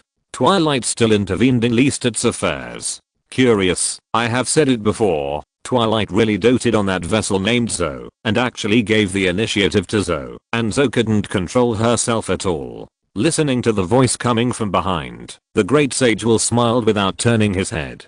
Twilight is the most naughty incarnation of the astral world, and Zoe is the perfect host that meets his requirements. To be honest, if I had a host that was naturally compatible with Zoe, I would also be willing to dote on her. As long as it doesn't matter to the overall situation, Twilight can do whatever she wants. Anyway, no matter what, he will never be an enemy of us. Like Soraka, I'm afraid there is no other guy in the astral world. Hearing what the curious astral said, the Justice Astral was choked, and there was a bit of dissatisfaction in his tone. Lester's actions have aroused the hostility of the Mother of Masks, and the evil owl has set his sights on him. What are you going to do? What to do? Of course, do what Will should do. The curious star spirit hid the magic wire into the indestructible body of the golem through magic, and stuffed the astral crystal into the heart of the golem. After gaining the power of the astral world, the golem's body began to emit a light blue magic light. Great Sage Will, the king wants to see you. Austin pushed open the tightly closed stone door and glanced around calmly, but did not find anything unusual. Great Sage Will turned around, his face a little tired, but also a little relieved. I have lived up to the king's orders, and the magic energy colossus is finally completed. By the way, Lord Austin, do you know what the king wants to see me about? Chapter 420 Deadlock. The heavy and domineering knife marks cut a series of broken gaps on the ground. The condensed and undispersed rune energy remained in the wounds, as if blood flames were burning. The beautiful Haywisi Square had become a ruin. The white marble sculptures and the beautiful and neat blue stone slabs were like a pure girl who had been abused. She could only hold the broken robes helplessly and let her delicate body be exposed for people to play with. It was Lester and the evil owl who were playing with and ravaging Haywisi Square. At this moment, the battle between the two was in a white-hot state. Lester, who was in place, turned his body and drew his sword to the right and back, but he missed. The evil owl who completed the attack had already disappeared. The illusory figure appeared at Lester's floor without any sign, like a ghost of a blade. The dark blue claws and wings that seemed to be real launched dozens of attacks on the red rune shield in less than a second, which were difficult to see with the naked eye, causing the rune shield to have cracks like broken crimson glass. Every time he was attacked by the evil owl, the power of the runes would be severely consumed, and then a large number of souls would be replenished on the shield, making the damaged shield indestructible again. Because the attack of the evil owl could directly damage the soul, it could be regarded as real damage that ignored defense. Therefore, Lester did not dare to be careless at all. He always maintained the rune shield with the greatest efficiency and used the soul energy stored in the red rune to resist the soul damage of the evil owl. Closing his eyes, Lester sensed a trace of turbulence in the spiritual realm. This was the only way to capture the trace of the evil owl. Otherwise, the invisible and incorporeal evil owl would not let him touch the corner of his clothes at all. It would be even more impossible to defeat such an enemy. Sooner or later, the evil owl would wipe out his soul due to the exhaustion of soul energy. Time seemed to stand still. In Lester's spiritual perception, the world was like a huge and stable spider web. At this moment, there was a deadly poisonous spider hiding behind a silk thread on the spider web, waiting to attack him. Ripples flashed, and the void evil owl appeared in front of the right this time. Lester opened his eyes, and all the muscles and nerves in his body were mobilized. His soul began to tremble. He finally accurately predicted the location where the void evil owl would appear. He held his breath, but did not release it, and his eyes were as sharp as a knife. With the starting posture of drawing the sword, Yugi was unsheathed and turned into a sad and beautiful crimson crescent moon. The energy in the dragon crystal burst out, and the blade light passed through the suddenly appeared void evil owl. A thin layer of blood flame broke the boundary between the material realm and the spiritual realm, and the surface of the masked spirit's body that was not yet visible made a hissing burning sound. The injured void evil owl disappeared in front of Lester in the blink of an eye. When it appeared again at a position 10 meters away, the blood flame that combined the power of runes and the power of dragon crystal like a maggot attached to the bone had been extinguished. Judging from the actions of the void evil owl, this attack was not completely ineffective. Sheathing the sword again, Lester looked at the masked spirit coldly. "You can't kill me. Go back and tell the mother of masks that even more Dekaiser can't handle it. From now on, she should not interfere in my affairs." Staring at the human in front of him, the void evil owl grinned for the first time, his voice hoarse, like a crow on a tombstone announcing its death. "Outsider, you are strong, but not strong enough." As soon as the voice fell, the void evil owl spread its wings that had never been spread before. The material realm was instantly torn apart by the powerful force of the law, and the space was shattered. Lester was directly drawn into a dark green realm similar to the underworld. The connection with the magic circle above Hedi City was completely cut off, and he could no longer replenish his soul energy through the magic circle. Under the wings of the void evil owl, 11 beast-like masks were pierced with chains. Looking at the bone mask that was the same as the masks on Kindred and the void evil owl, Lester's face changed. As endless ghost cries and wails came from all directions, 11 bright souls flew under the mask of the wings of the void evil owl. The pupils of the mask emitted a faint blue light. The 11 masked spirits broke free from the chains under the wings of the void evil owl, reached out from the void, and took out their favorite weapons before they disappeared. Looking at Lester indifferently,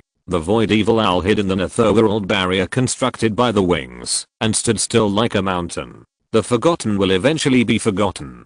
Death is not the destination. Nothingness is far better than death. The end of the world will eventually come. Even the creator will be forgotten.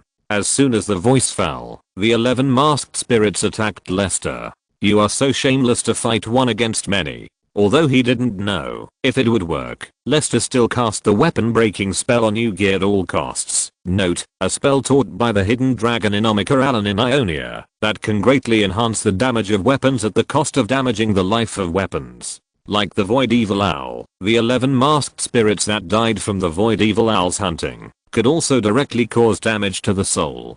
Fortunately, the masked spirits did not have the ghostly body movements and speed of the void evil owl, allowing Lester to avoid most of the attacks. The few attacks that could not be avoided were blocked by the rune shield. After a stalemate, Lester seized the opportunity and slashed the rat mask with a knife, successfully splitting a gap in the rat mask. The soul filled in the rat mask also disappeared instantly. Lester wanted to launch further attacks, but was blocked by the rabbit mask. The rat mask flew back under the wings of the void evil owl and was tied up by the chain again. Lester found that the scars on the rat mask were slowly healing.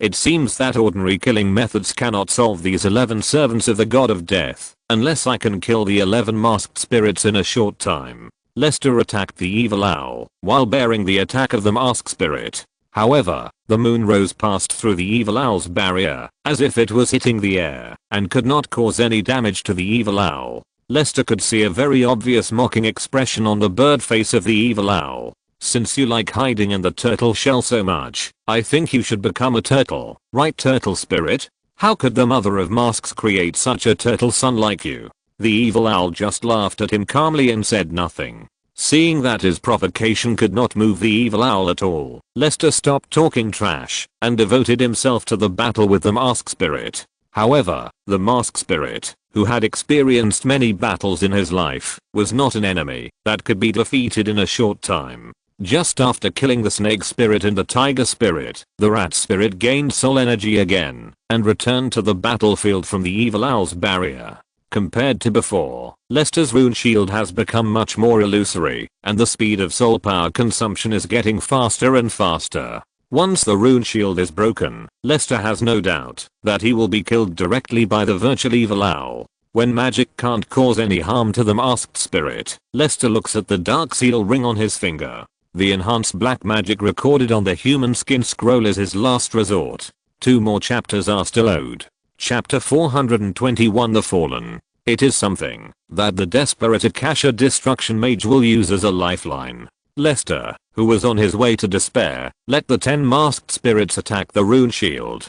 He took out the human skin scroll from the seal scroll tube he carried with him and stuck it on his face according to the instructions on the scroll. The 2 wings of the scroll just covered his eyes, leaving only half of his chin. The scroll was like freshly peeled human skin, soft and slippery, and fit perfectly on Lester's face. Raising his right hand, Lester felt the abundant soul power in the dark seal, and began to chant the obscure ancient Akasha spell. A purple-gray-black gas began to spread from the dark seal, covering Lester's face, making it difficult to see clearly. The soul power in the dark seal seemed to have found its final destination, and went up along the black gas, being absorbed by the human skin scroll. In an instant, countless small buds grew on the part of the scroll that fit the face.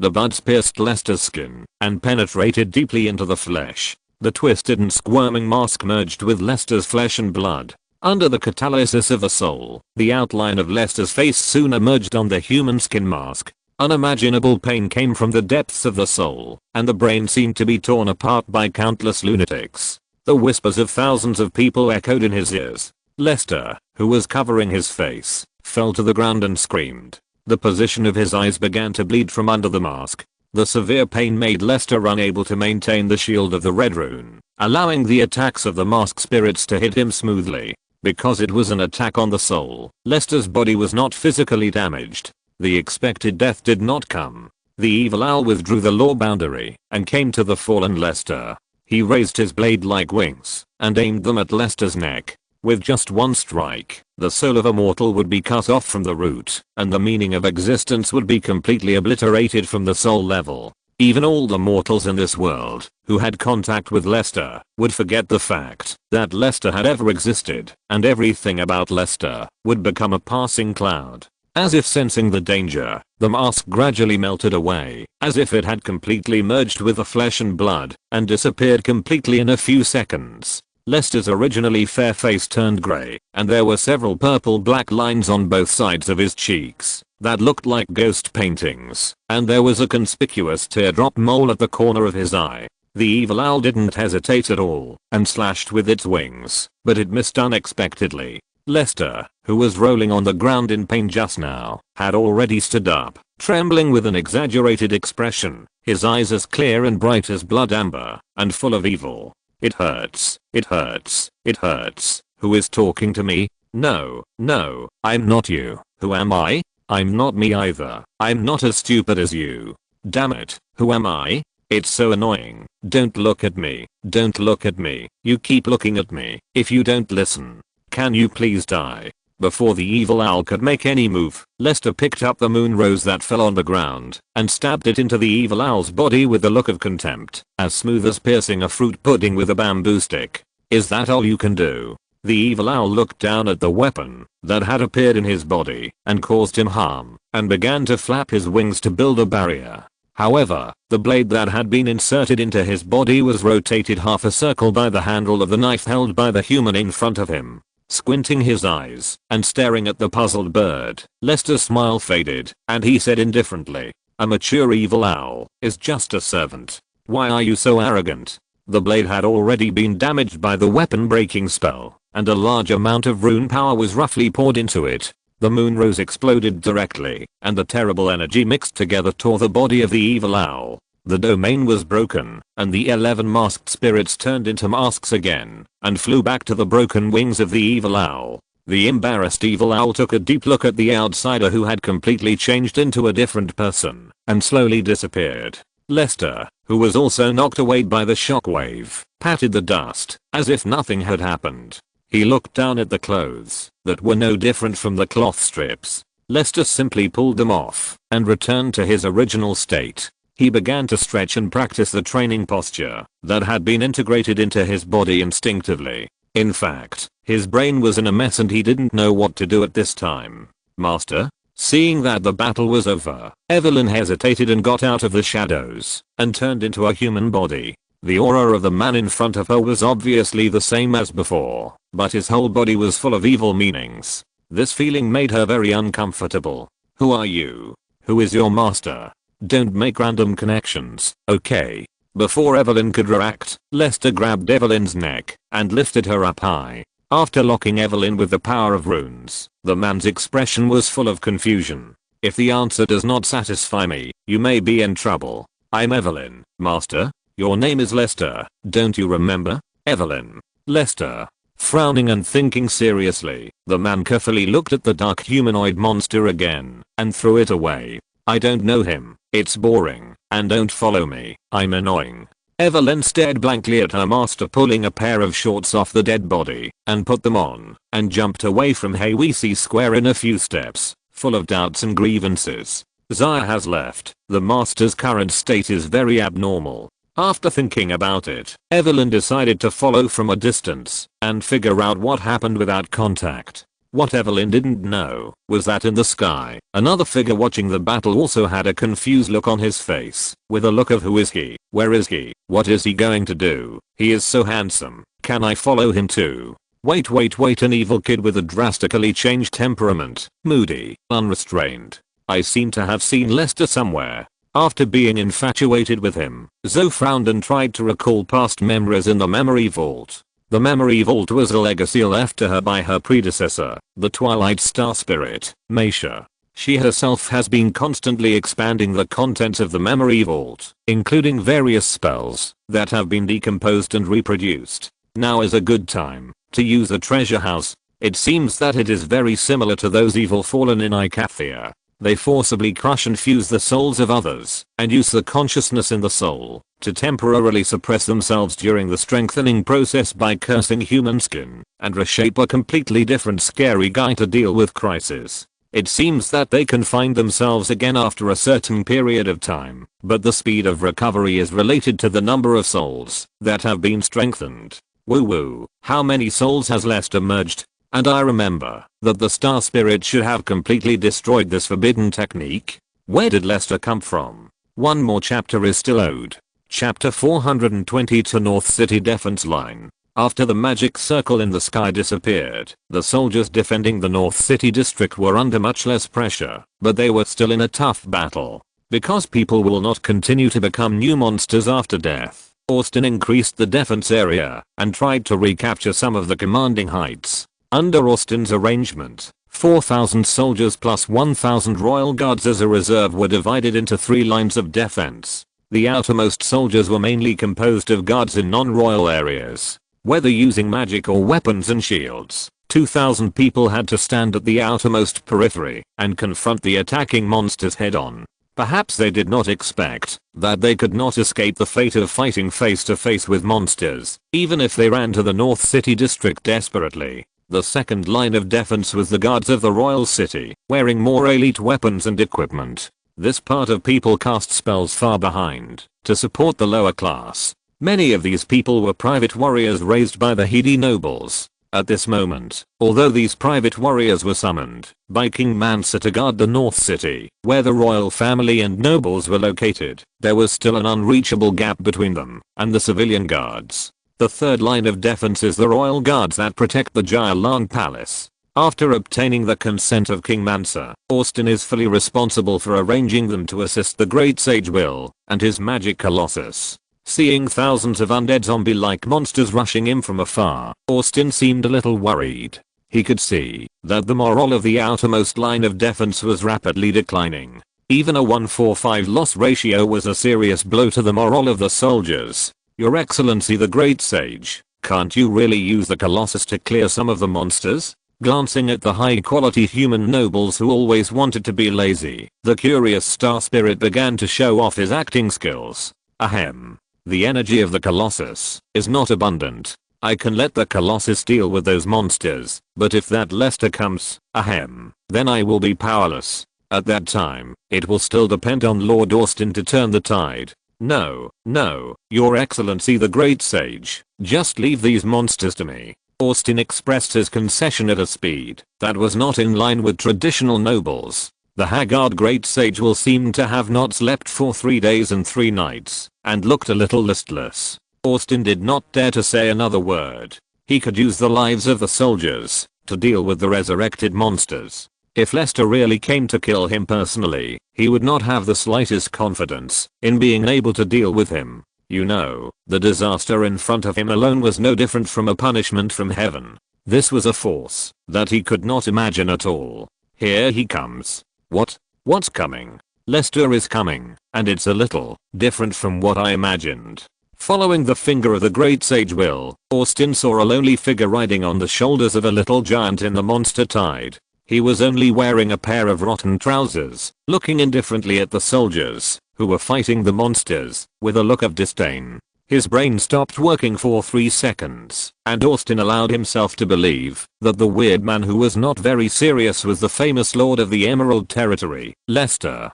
Sir Great Sage, do you want to activate the golem? Of course, but it will take some time to fully activate. Before that, please hold it back, Lord Austin. Although he still didn't know who he was and where he was going, Lester at least figured out that these monsters that invaded the city were created by him, and these cute looking fleshy creatures could be completely controlled by him. Such a big show must have a specific purpose. So many magic killing puppets. Obviously, they are not here to do charity work in the city and clean up the garbage. So he gathered all the 30,000 monsters that had killed everyone in other areas to the North City area that was still resisting stubbornly, and killed those who displeased him. This was his next goal.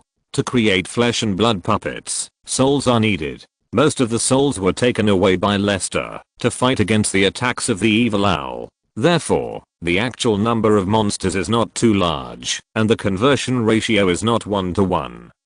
He raised his right hand, and the flesh and blood puppet stopped attacking, and took a few steps back, giving the exhausted outermost soldiers room to breathe.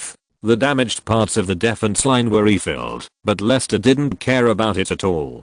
Don't you feel wronged? You finally escaped here, but you were treated as consumables by the nobles, who were high above you. You stood at the forefront to fight against the lifeless magic products. The nobles who wore better equipment and enjoyed a better life hid behind you to fish in troubled waters. Even after the battle, they would be the only ones to receive the king's commendation. Are you really willing to accept this? Many injured civilian soldiers turned around. The expressions of the superiors more than 500 meters behind them seemed a little embarrassed. Many of them still maintained their superior arrogance, as if they were very dissatisfied with their offensive gazes. Go, leave this city, no puppet will attack you. The nobles choose to let you die, but I'm willing to give you a way to live. Pick up the dignity you lost, stop working for them, and live for yourself and the rest of your life. It's all because of you, you devil. If it weren't for you, Hedi City would never be like this. My family is all dead. All dead. In addition to the soldiers, there are 200,000 civilians in Hedi City, and now there are only so many people in the North City.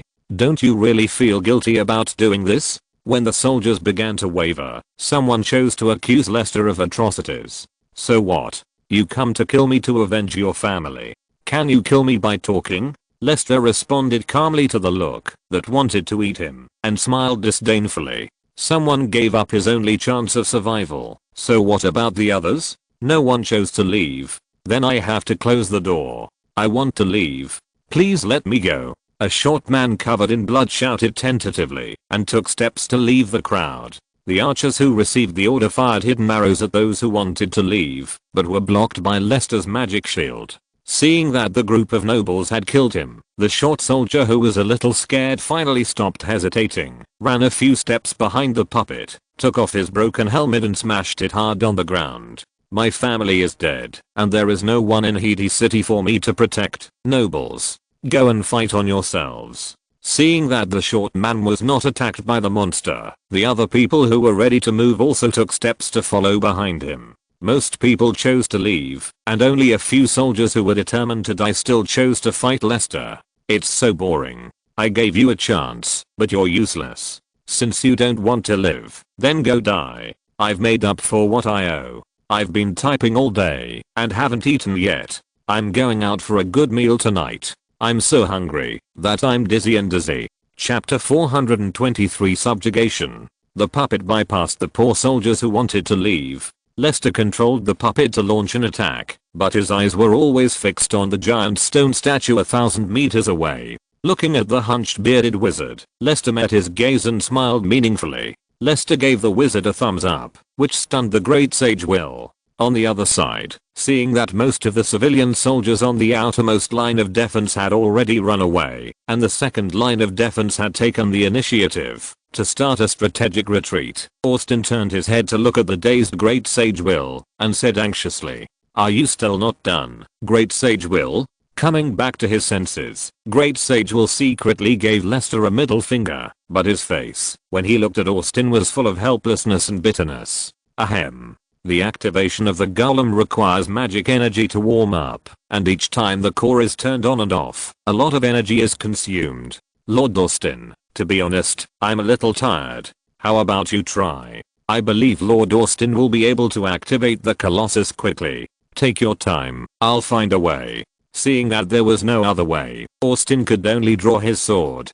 Don't retreat. The Colossus will be activated soon. Hold it. Under Austin's command, the Hedi people struggled to maintain the front line and block the advance of the flesh and blood puppet. Lester was not idle. He jumped off the shoulder of the puppet and used the scattered weapons on the ground to reshape two one-handed swords. He walked calmly towards the direction of the golem, with a strange luster in his eyes. The strange runes on the golem's body attracted his attention. I have definitely seen this kind of magic craft and rune somewhere. Where? He stopped and tried to recall, but a trivial image of himself squatting down to pee in a skirt flashed through his mind. The next second, he turned into a drunken dancer in a tavern. Lester patted his head in annoyance. He always felt that something was wrong with him, but he couldn't put his finger on it. This feeling made him very irritable. What a mess. So annoying. Seeing Lester start to struggle, the soldiers took the opportunity to attack Lester. The light arrow hit Lester, but was only blocked by the light red rune shield, which made Lester sober up a little. No longer forcing himself to recall some messy things, Lester rushed into the crowd with two swords in hand, and began to slaughter the lives of the soldiers. Only pure killing could alleviate his anxiety and sense of loss. The already difficult defense line turned into a one-sided massacre after Lester cut in. The morale of the royal city guards was completely broken. They threw away their armor and began to retreat. Seeing that the loss of the northern city was an inevitable outcome, Austin, who was about to retreat, heard the sound of nature. Ahem. The golem was successfully activated. I hope it's not too late. The 6-meter high magic energy colossus stood up from its lying state like a mountain giant. Although the overall shape is the same as that of a human, the golem has no details such as facial features and fingers. There are only protective runestones that surround the body like magic armor and flash blue magic light. As a magic giant, it is still very oppressive from the visual effect. Morale recovered, and the momentum of defeat was finally saved a little. Austin followed Will closely to avoid being accidentally injured by the golem. Sir Great Sage, can the golem really deal with Lester? The golem is very powerful, there is no doubt about that, but whether it can deal with Lester, cough cough, I can't make a judgment. While the two were talking, the golem had raised its bare right arm, and the tiny runestones flowed to the end of its right arm like fluorescent liquid, and began to construct a magic array according to the predetermined rules.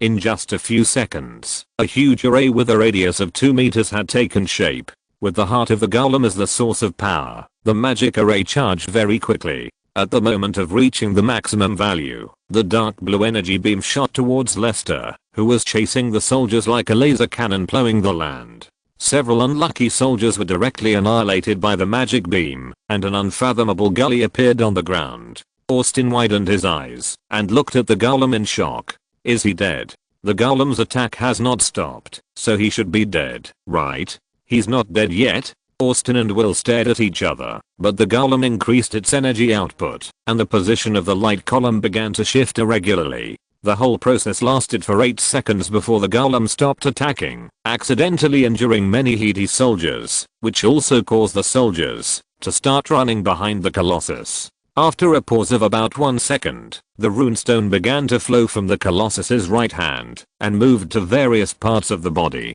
Is he dead now? Austin breathed a sigh of relief when he saw the golem stop attacking, but Will did not hesitate to pour cold water on him. If Lester is dead, the golem that locked on Lester should not activate the defense state, right? Then let's run. The fact is just as Will said. Lester, who changed into the purebred beast form of Vastea, came directly to the head of the Colossus through space teleportation. The violent cold air spread from the head downwards, but was blocked by the runestone protecting the body. Another turtle shell. Wait, why do I say again? The Colossus can resist the cold by flowing to the runestone, but it cannot prevent the external cold from condensing into an ice coffin. The silver wolf incarnated by Lester trapped the Colossus in the ice coffin and began to fill the cavity of the ice coffin with fire element, which are completely opposite to ice element. Under Lester's exquisite control, the two element of ice and fire formed two magical cyclones that rotated around the body of the Colossus.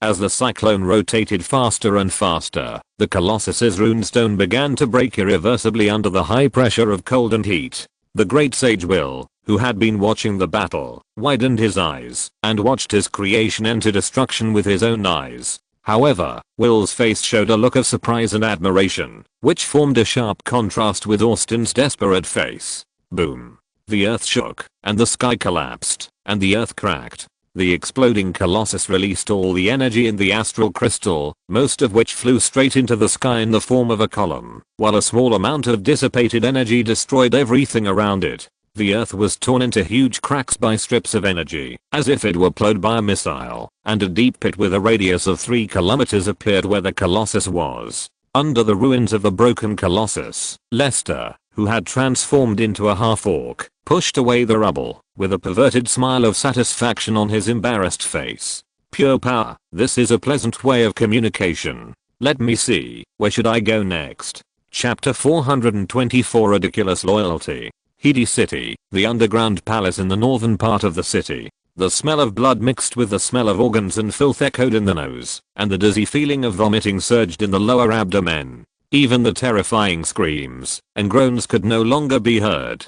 He could only hear the friction sound of the sharp blade being pulled out of the human body. The darkness and narrowness could no longer give King Mansa any sense of security. He didn't know why something that was originally normal had come to this point today. Everyone died, but he couldn't die because his daughter was right behind him.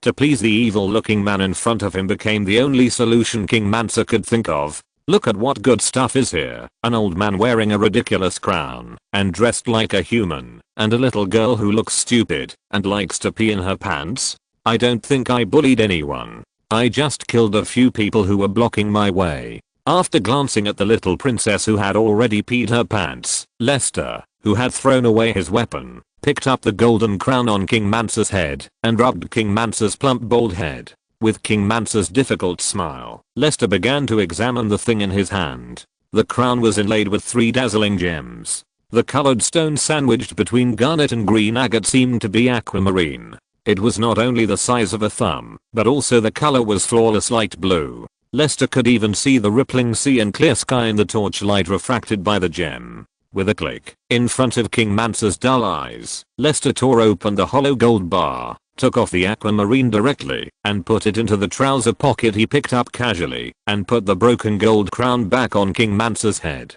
It is worth mentioning that up to now, Lester was still shirtless. The others are rubbish. This one is not bad. I will accept it. This, Your Majesty, before you go down, to accompany your people, to continue to be king, don't you make a final self-introduction? By the way, didn't you teach your daughter not to wet her pants casually? This is very rude to people who meet for the first time, and it stinks. For Lester, who was reasonable, King Mansa stood up and tried his best to make his smile become the most humble one. Lord Lester, you should sit here. When Lester, who was sitting in the main seat, looked a little relieved, King Mansa pulled his daughter to kneel on the ground at the same time and continued carefully. My daughter and I are being rude. Please allow me to introduce you. My name is Grantham Mansa. She is my only daughter, and he is Princess Stella Mansa.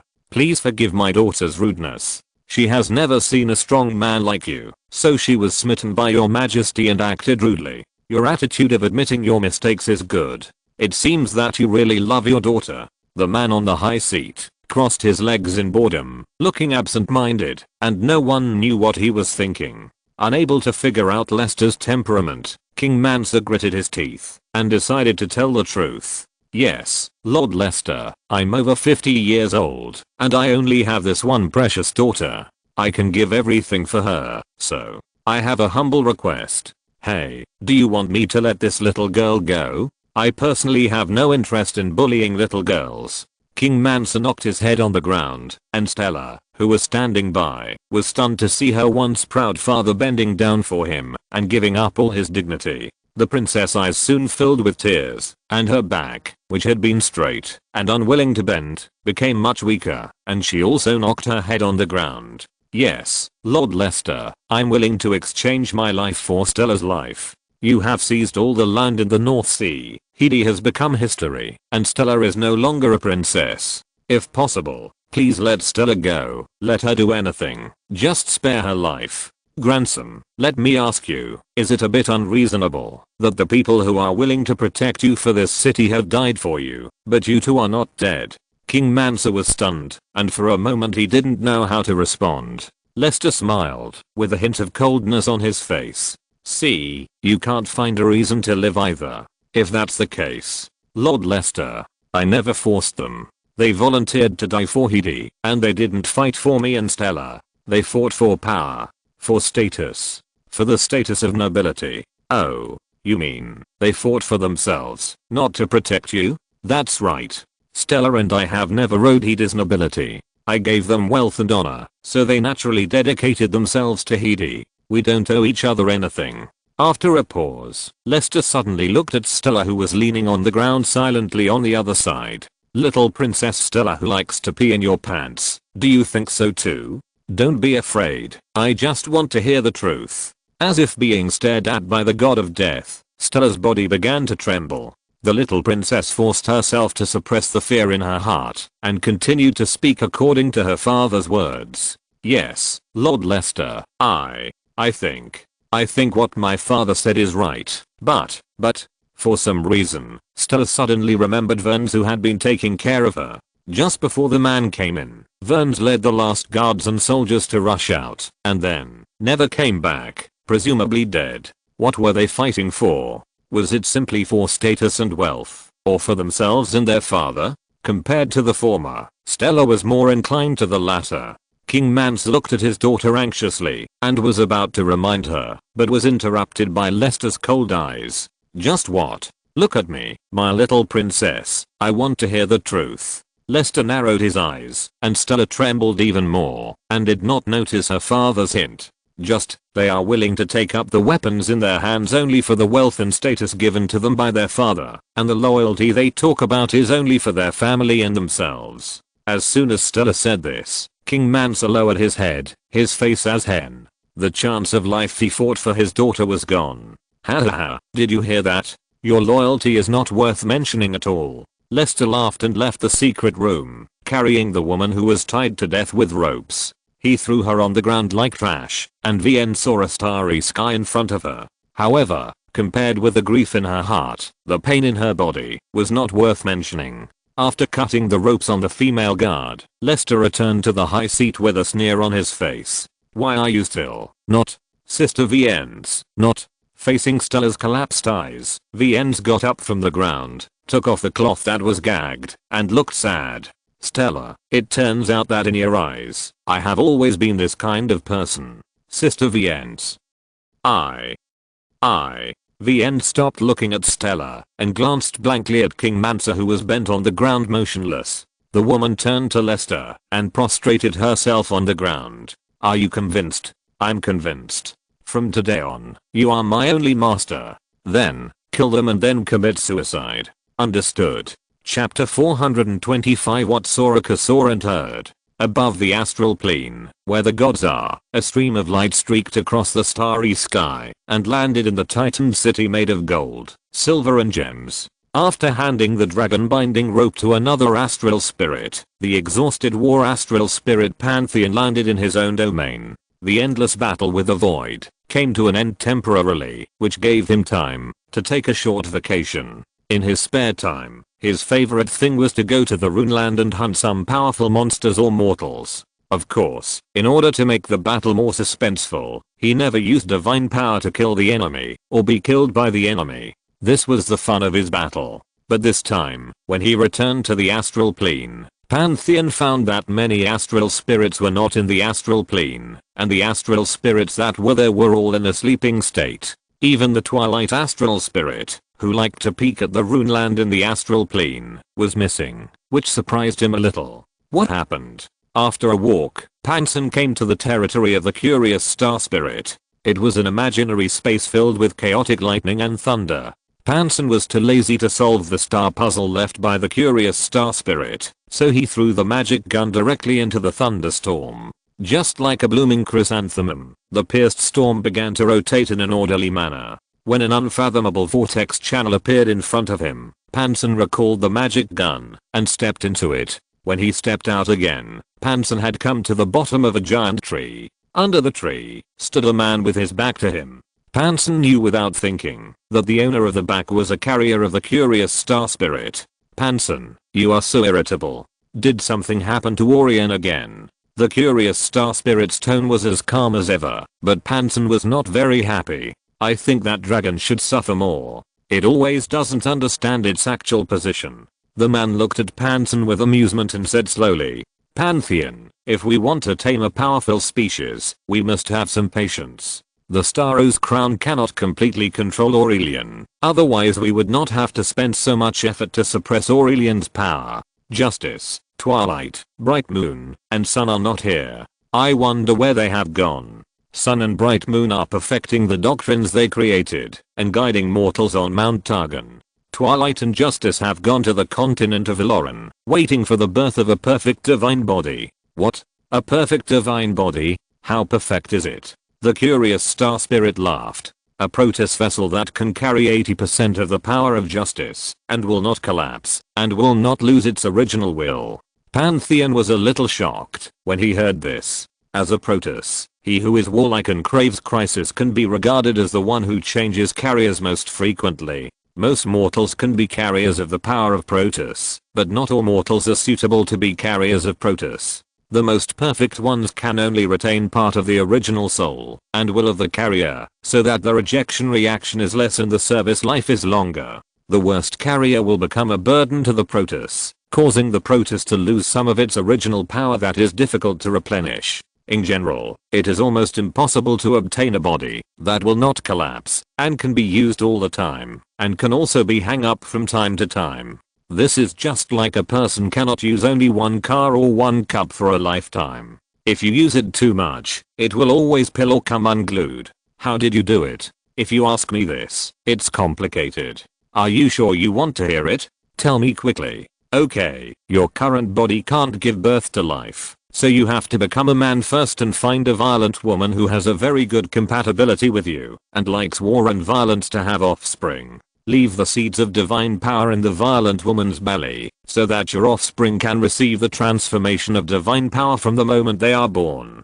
You need to control the degree of this yourself so as not to kill the life of the vessel due to excess of divine power. Then find a human with the original runes to catalyze the further development of the divine body through raising and close contact. At this time, you need to kill the violent woman as an opportunity for the growth of the divine body, so that the divine body can cut off the 7 emotions and 6 desires of mortals. The big-headed Pantheon waved his hand impatiently, and his thick braids swayed in front of his chest. Enough, enough, enough, I understand.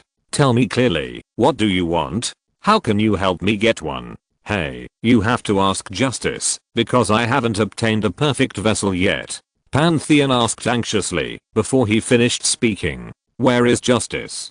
Probably in the Nokmachi plains of Valoran. There is a force called Emerald Territory. By the way, there happens to be a gladiatorial arena there. I think you should be more interested. Watching the impatient Pantheon turn into a stream of light and leave, the corners of his mouth curled up with curiosity. It's getting more and more interesting, Lester. Prove your worth to me. If you satisfy me, maybe I can let you survive. Soraka boarded the ship from Karamanda, in the north of Shurima as a healing wizard, and boarded a commercial cargo ship to Groftport, in the Emerald Territory. After drifting on the ship for more than 2 months, Soraka finally set foot on the land of Valoran at the end of late autumn. Everywhere you look is a scene of prosperity, with laughter and shouts. The sailors and porters on the dock sweated in the sun with satisfied smiles. On the clean and flat lime road, batches of fish and boxed fruits were pulled to the warehouse on the dock by large trucks, waiting to be loaded on ships and shipped to Shurima, which lacked fresh fruits and food.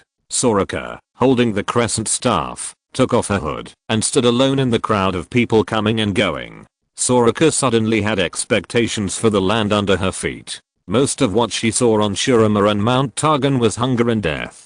She had never seen a land as full of vitality and vigor as the Emerald Territory. This to some extent showed that the owner of this land had a talent for governance and management. Destruction is always the simplest thing. How to turn a desert into an oasis and a village into a city is the most challenging thing. Soon, Soraka, who was motionless and behaved a little strangely, was noticed by the Black Iron Guards in charge of security on the dock. After exchanging glances, 2 Black Iron Guards approached Soraka. At the same time, Soraka also noticed the 2 soldiers approaching her. She was sure that the 2 simple and confident men in front of her had no ill intentions.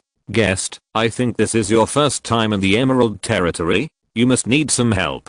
Aren't you afraid of me? Soraka hesitated for a moment, but still took off her hood, revealing her purple skin and the tall horn on her forehead. The leading soldier smiled and did not give Soraka any sense of pressure. The moment we joined the Black Iron Guard, the Lord told us never to judge people by their appearance. In fact, there are many strange guests in the Emerald Territory, including Yodels, Vastaya, frail-jawed northerners with hairy bodies like baboons, and black guys as black as charcoal. I even saw a bald wizard with a big beard, purple potato skin, and tattoos all over his body. I only needed one glance to determine that guy was a good person, because I only said 10 words to him, and he said thank you to me 8 times. The Emerald Territory will never disappoint good people who abide by the law. Guest, there is nothing worth caring about your appearance. End of this chapter. Thank you very much for reaching the end. Don't forget to like. Looking for more exclusive content and immediate access? Subscribe to our Patreon. Remember, every like, subscription, or donation encourages us to continue. Thanks to everyone. See you in the next video.